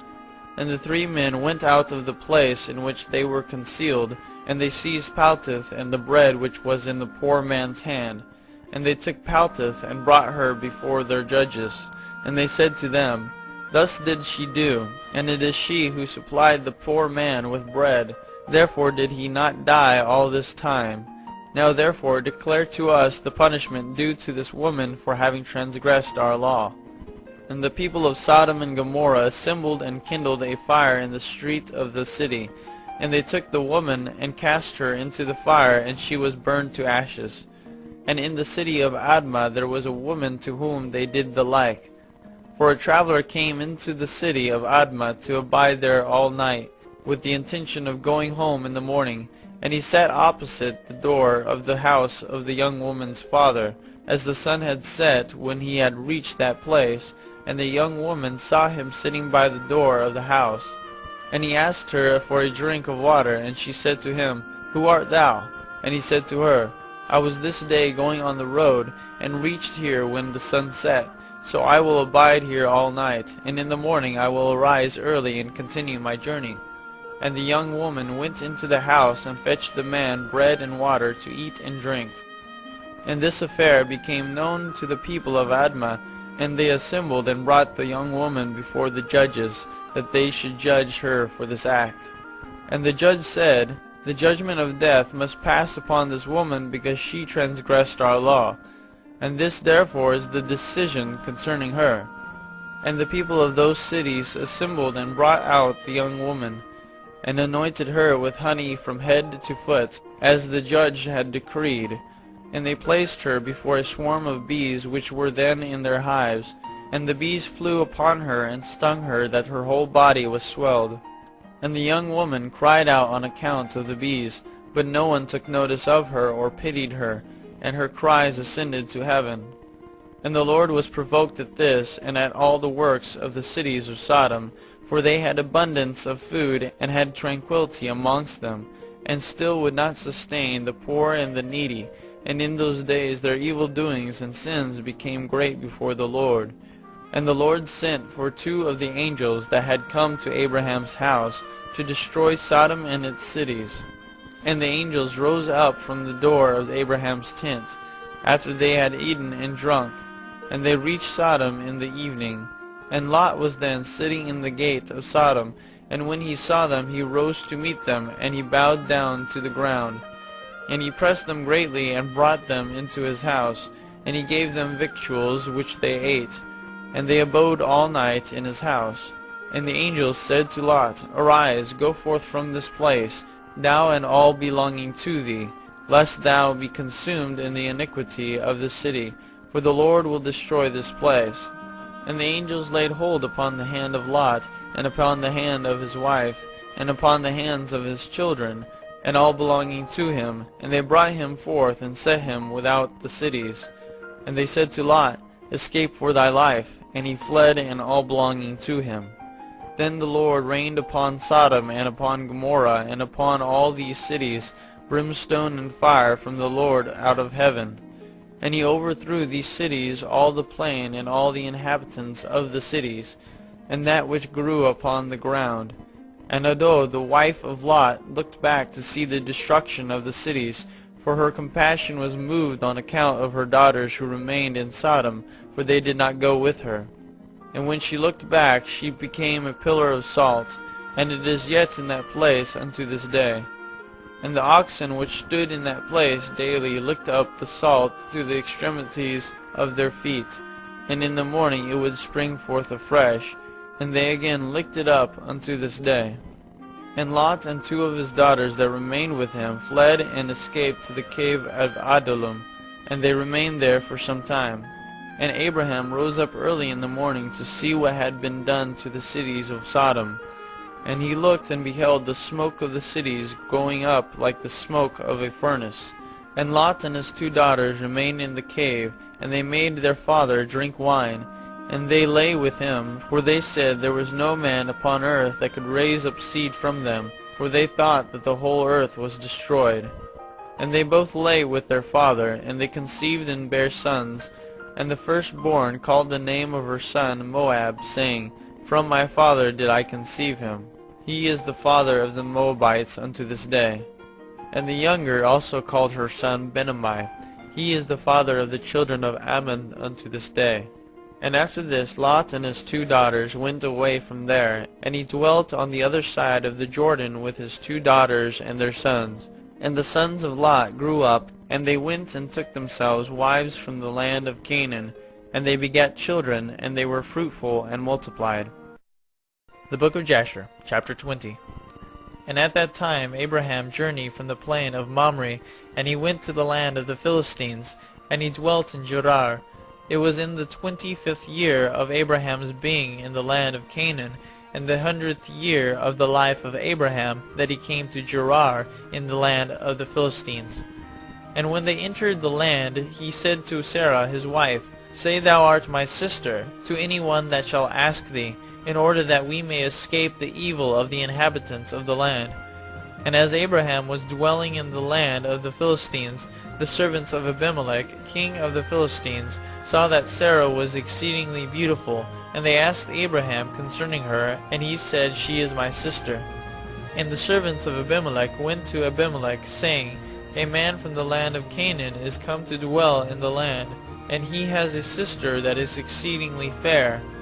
And Abimelech heard the words of his servants who praised Sarah to him. And Abimelech sent his officers, and they brought Sarah to the king. And Sarah came to the house of Abimelech, and the king saw that Sarah was beautiful, and she pleased him exceedingly. And he approached her, and said to her, What is that man to thee with whom thou didst come to our land? And Sarah answered and said, He is my brother. And we came from the land of Canaan to dwell wherever we could find a place. And Abraham said to Sarah, Behold, my land is before thee. Place thy brother in any part of this land that pleases thee, and it will be our duty to exalt and elevate him above all the people of the land, since he is thy brother. And Abimelech sent for Abraham, and Abraham came to Abimelech. And Abimelech said to Abraham, Behold, I have given orders that thou shalt be honored as thou desirest on account of thy sister Sarah. And Abraham went forth from the king, and the king's present followed him. As at evening time, before men lie down to rest, the king was sitting upon his throne, and a deep sleep fell upon him. And he lay upon the throne, and slept till morning. And he dreamed that an angel of the Lord came to him with a drawn sword in his hand, and the angel stood over Abimelech, and wished to slay him with the sword. And the king was terrified in his dream, and said to the angel, In what have I sinned against thee, that thou comest to slay me with thy sword? And the angel answered and said to Abimelech, Behold, thou diest on account of the woman which thou didst yesternight bring to thy house, for she is a married woman, the wife of Abraham, who came to thy house. Now therefore return that man his wife, for she is his wife. And shouldest thou not return her, know that thou wilt surely die, thou and all belonging to thee. And on that night there was a great outcry in the land of the Philistines, and the inhabitants of the land saw the figure of a man standing with a drawn sword in his hand. And he smote the inhabitants of the land with the sword, yea, he continued to smite them. And the angel of the Lord smote the whole land of the Philistines on that night, and there was a great confusion on that night and on the following morning. And every womb was closed, and all their issues, and the hand of the Lord was upon them on account of Sarah, wife of Abraham, whom Abimelech had taken. And in the morning Abimelech rose with terror and confusion, and with great dread. And he sent and had his servants call in, and he related his dream to them. And the people were greatly afraid. And one man standing amongst the servants of the king answered the king, saying, O sovereign king, restore this woman to her husband, for he is her husband. For the like happened to the king of Egypt when this man came to Egypt.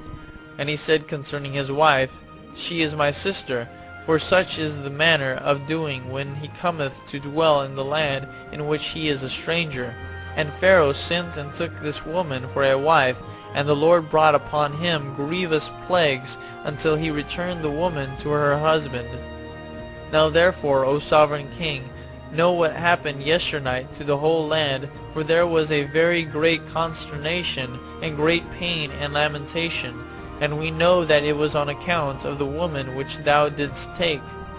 Now therefore restore this woman to her husband, lest it should befall us as it did to Pharaoh, king of Egypt, and his subjects, and that we may not die. And Abimelech hastened and called, and had Sarah called for, and she came before him, and he had Abraham called for, and he came before him. And Abimelech said to them, What is this work you have been doing in saying you are brother and sister, and I took this woman for a wife? And Abraham said, Because I thought I should suffer death on account of my wife. And Abimelech took flocks and herds, and menservants, and maidservants, and 1,000 pieces of silver, and he gave them to Abraham, and he returned Sarah to him. And Abimelech said to Abraham, Behold, the whole land is before thee, dwell in it wherever thou shalt choose. And Abraham and Sarah his wife went forth from the king's presence with honor and respect, and they dwelt in the land, even in Gerar. And all the inhabitants of the land of the Philistines and the king's servants were still in pain, through the plague which the angel had inflicted upon them the whole night on account of Sarah. And Abimelech sent for Abraham, saying, Pray now for thy servants to the Lord thy God, that he may put away this mortality from amongst us. And Abraham prayed on account of Abimelech and his subjects, and the Lord heard the prayer of Abraham, and he healed Abimelech and all his subjects. The book of Jasher, chapter 21. And it was at that time, at the end of a year and 4 months of Abraham's dwelling in the land of the Philistines in Gerar, that God visited Sarah. And the Lord remembered her, and she conceived and bare a son to Abraham. And Abraham called the name of the son which was born to him, which Sarah bare to him, Isaac.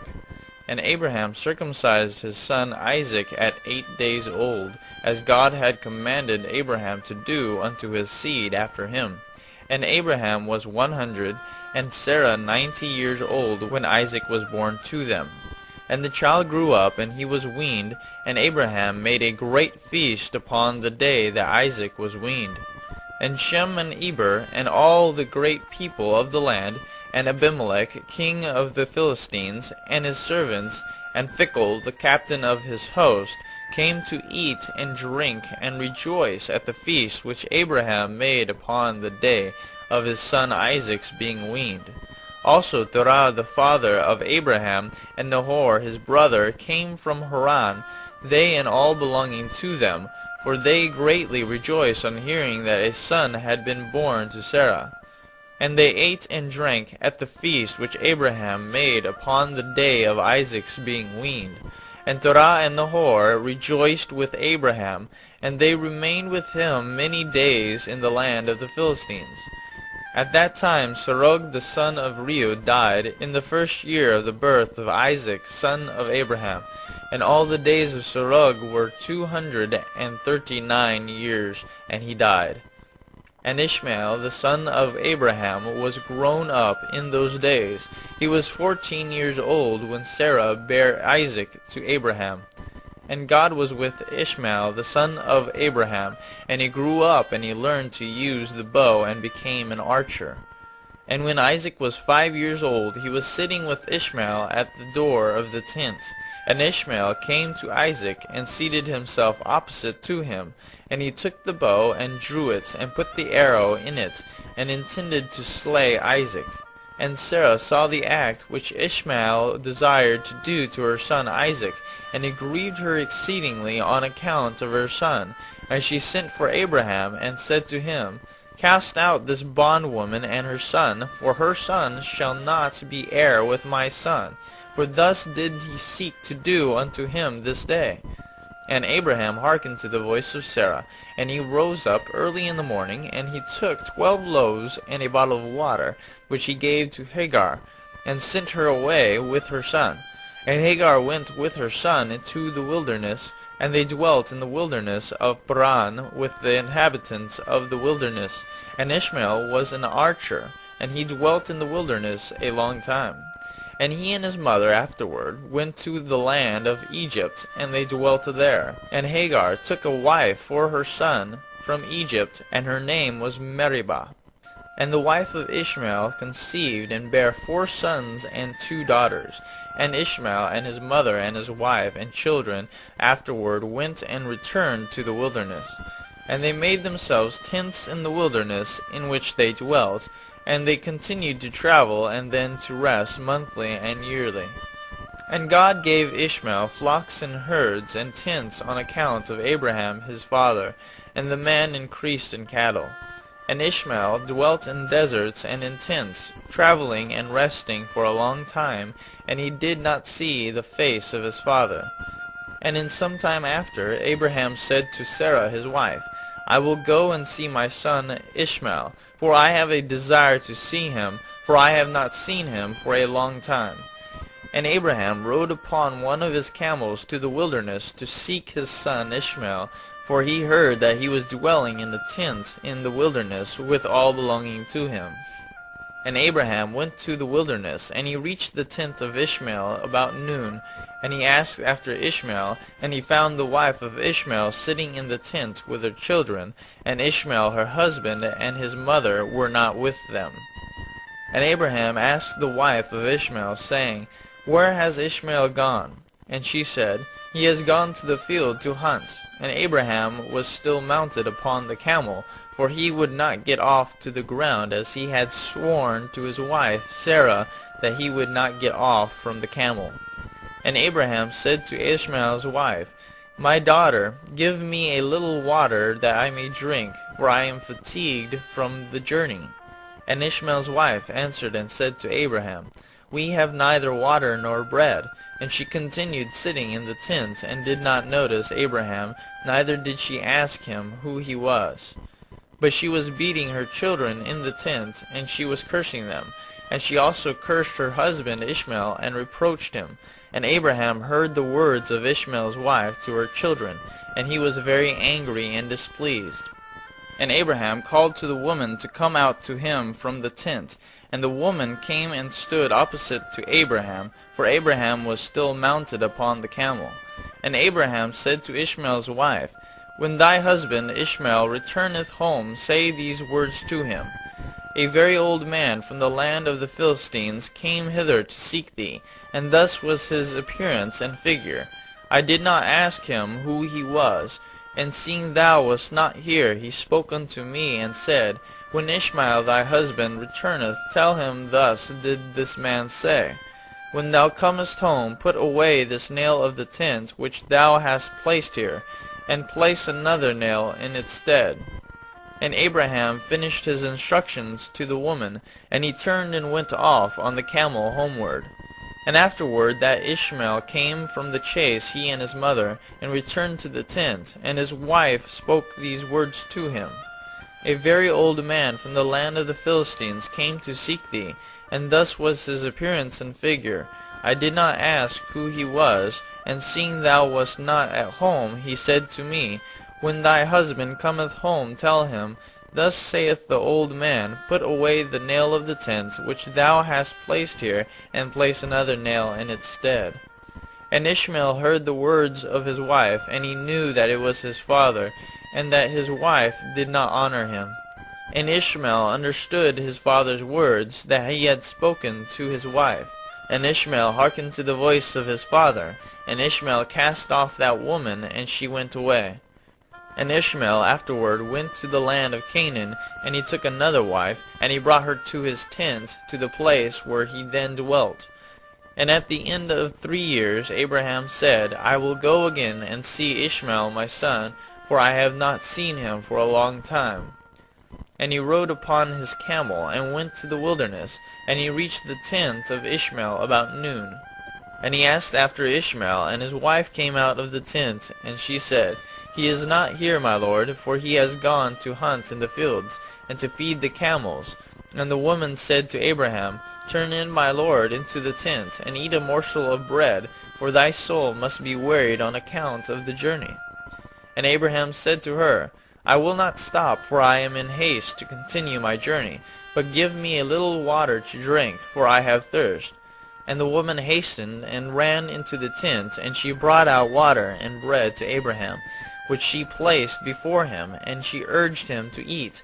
And he ate and drank, and his heart was comforted, and he blessed his son Ishmael. And he finished his meal, and he blessed the Lord, and he said to Ishmael's wife, When Ishmael cometh home, say these words to him, A very old man from the land of the Philistines came hither and asked after thee, and thou wast not here. And I brought him out bread and water, and he ate and drank, and his heart was comforted. And he spoke these words to me, When Ishmael thy husband cometh home, say unto him, The nail of the tent which thou hast is very good, do not put it away from the tent. And Abraham finished commanding the woman, and he rode off to his home to the land of the Philistines. And when Ishmael came to his tent, his wife went forth to meet him with joy and a cheerful heart. And she said to him, An old man came here from the land of Philistines, and thus was his appearance. And he asked after thee, and thou wast not here. So I brought out bread and water, and he ate and drank, and his heart was comforted. And he spoke these words to me. When Ishmael thy husband cometh home, say to him, The nail of the tent which thou hast is very good. Do not put it away from the tent. And Ishmael knew that it was his father, and that his wife had honored him, and the Lord blessed Ishmael. The book of Jasher, chapter 22. And Ishmael then rose up and took his wife and his children and his cattle and all belonging to him, and he journeyed from there, and he went to his father in the land of the Philistines. And Abraham related to Ishmael his son the transaction with the first wife that Ishmael took, according to what she did. And Ishmael and his children dwelt with Abraham many days in that land, and Abraham dwelt in the land of the Philistines a long time. And the days increased, and reached 26 years. And after that Abraham with his servants and all belonging to him went from the land of the Philistines, and removed to a great distance, and they came near to Hebron, and they remained there. And the servants of Abraham dug wells of water, and Abraham and all belonging to him dwelt by the water. And the servants of Abimelech, king of the Philistines, heard the report that Abraham's servants had dug wells of water in the borders of the land. And they came and quarreled with the servants of Abraham, and they robbed them of the great well which they had dug. And Abimelech, king of the Philistines, heard of this affair, and he with Phicol, the captain of his host, and 20 of his men came to Abraham. And Abimelech spoke to Abraham concerning his servants. And Abraham rebuked Abimelech concerning the well of which his servants had robbed him.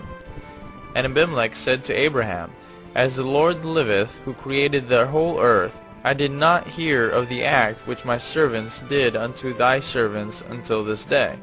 And Abraham took 7 ewe lambs, and gave them to Abimelech, saying, Take these, I pray thee, from my hands, that it may be a testimony for me that I dug this well. And Abimelech took the 7 ewe lambs which Abraham had given to him, for he had also given him cattle and herds in abundance. And Abimelech swore to Abraham concerning the well. Therefore he called that well Beersheba, for there they both swore concerning it. And they both made a covenant in Beersheba. And Abimelech rose up with Phicol, the captain of his host, and all his men. And they returned to the land of the Philistines. And Abraham and all belonging to him dwelt in Beersheba, and he was in that land a long time. And Abraham planted a large grove in Beersheba, and he made to it 4 gates facing the 4 sides of the earth, and he planted a vineyard in it, so that if a traveler came to Abraham, he entered any gate which was in his road, and remained there, and ate and drank, and satisfied himself, and then departed. For the house of Abraham was always open to the sons of men that passed and repassed, who came daily to eat and drink in the house of Abraham. And any man who had hunger and came to Abraham's house, Abraham would give him bread that he might eat and drink and be satisfied. And anyone that came naked to his house, he would clothe with garments as he might choose, and give him silver and gold, and make known to him the Lord who had created him in the earth. This did Abraham all his life. And Abraham and his children and all belonging to him dwelt in Beersheba, and he pitched his tent as far as Hebron. And Abraham's brother Nahor and his father and all belonging to them dwelt in Haran, for they did not come with Abraham to the land of Canaan. And children were born to Nahor, with Milcah the daughter of Haran, and sister to Sarah, Abraham's wife, bare to him. And these are the names of those that were born to him: Uz, Buz, Kemuel, Kesed, Jazo, Pildash, Tidlaf, and Bethuel, being 8 sons. These are the children of Milcah, which she bare to Nahor, Abraham's brother. And Nahor had a concubine, and her name was Reumah. And she also bare to Nahor Zebach, Gachash, Takash, and Maacah, being 4 sons. And the children that were born to Nahor were 12 sons, besides his daughters, and they also had children born to them in Haran. And the children of Uz, the firstborn of Nahor, were Abi, Sharaf, Gadin, Melas, and Deborah their sister. And the sons of Buz were Barakel, Naamath, Shiva, and Medono. The sons of Kemuel were Aram and Rekob. The sons of Kesed were Anamlech, Mishai, Benon, and Yiphi. And the sons of Chazo were Pildash, Mekai, and Ophir. And the sons of Pildash were Arud, Chamon, Mered, and Moloch. And the sons of Tidlaf were Mashon, Cushan, and Mutsai. And the children of Bethuel were Sekar, Laban, and their sister Rebekah. These are the families of the children of Nahor, that were born to them in Haran. And Aram the son of Kemuel and Rechab his brother went away from Haran, and they found a valley in the land by the river Euphrates. And they built a city there, and they called the name of the city after the name of Bethor the son of Aram, that is Aram Naharaim unto this day. And the children of Kesed also went to dwell where they could find a place, and they went and they found a valley opposite to the land of Shinar, and they dwelt there. And they built themselves a city, and they called the name at the city Kesed after the name of their father, that is the land Kasdim unto this day. And the Kasdim dwelt in that land, and they were fruitful and multiplied exceedingly. And Terah, father of Nahor and Abraham, went and took another wife in his old age, and her name was Pelilah, and she conceived and bare him a son, and he called his name Zobah. And Terah lived 25 years after he begat Zobah. And Terah died in that year, that is the 35th year of the birth of Isaac son of Abraham. And the days of Terah were 205 years, and he was buried in Haran. And Zobah the son of Terah lived 30 years, and he begat Aram, Aklis, and Merek. And Aram son of Zobah son of Terah had 3 wives, and he begat 12 sons and 3 daughters. And the Lord gave to Aram the son of Zobah riches and possessions, and abundance of cattle, and flocks and herds, and the man increased greatly. And Aram the son of Zobah and his brother and all his household journeyed from Haran, and they went to dwell where they should find a place, for their property was too great to remain in Haran. For they could not stop in Haran together with their brethren, the children of Nahor. And Aram the son of Zobah went to his brethren, and they found a valley at a distance toward the eastern country, and they dwelt there.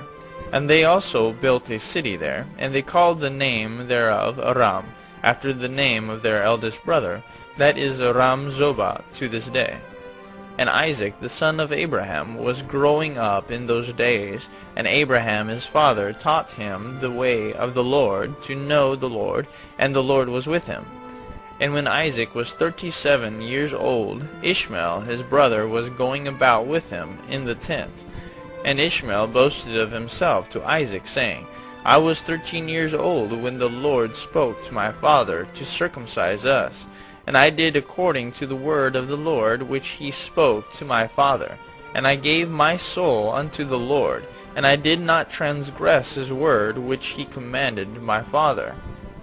And Isaac answered Ishmael, saying, Why dost thou boast to me about this, about a little bit of thy flesh, which thou didst take from thy body, concerning which the Lord commanded thee? As the Lord liveth, the God of my father Abraham, if the Lord should say unto my father, Take now thy son Isaac, and bring him up an offering before me, I would not refrain, but I would joyfully accede to it. And the Lord heard the word that Isaac spoke to Ishmael, and it seemed good in the sight of the Lord, and he thought to try Abraham in this matter. And the day arrived when the sons of God came and placed themselves before the Lord, and Satan also came with the sons of God before the Lord. And the Lord said unto Satan, Whence comest thou? And Satan answered the Lord, and said, From going to and fro in the earth, and from walking up and down in it. And the Lord said to Satan, What is thy word to me concerning all the children of the earth? And Satan answered the Lord, and said, I have seen all the children of the earth who serve thee, and remember thee, when they require anything from thee. And when thou givest them the thing which they require from thee, they sit at their ease, and forsake thee, and they remember thee no more. Hast thou seen Abraham the son of Terah, who at first had no children? And he served thee, and erected altars to thee wherever he came, and he brought up offerings upon them, and he proclaimed thy name continually to all the children of the earth. And now that his son Isaac is born to him, he has forsaken thee.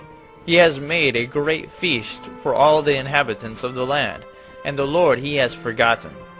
For amidst all that he has done, he brought thee no offering, neither burnt offering, nor peace offering, neither ox, lamb, nor goat, of all that he killed on the day that his son was weaned, even from the time of his son's birth till now, being 37 years, he built no altar before thee, nor brought any offering to thee. For he saw that thou didst give what he requested before thee, and he therefore forsook thee. And the Lord said to Satan, Hast thou thus considered my servant Abraham? For there is none like him upon earth, a perfect and an upright man before me, one that feareth God, and avoideth evil. As I live, were I say unto him, Bring up Isaac thy son before me, he would not withhold him from me. Much more if I told him to bring up a burnt offering before me from his flock or herds. And Satan answered the Lord and said, Speak then now unto Abraham as thou hast said, and thou wilt see whether he will not this day transgress and cast aside thy words.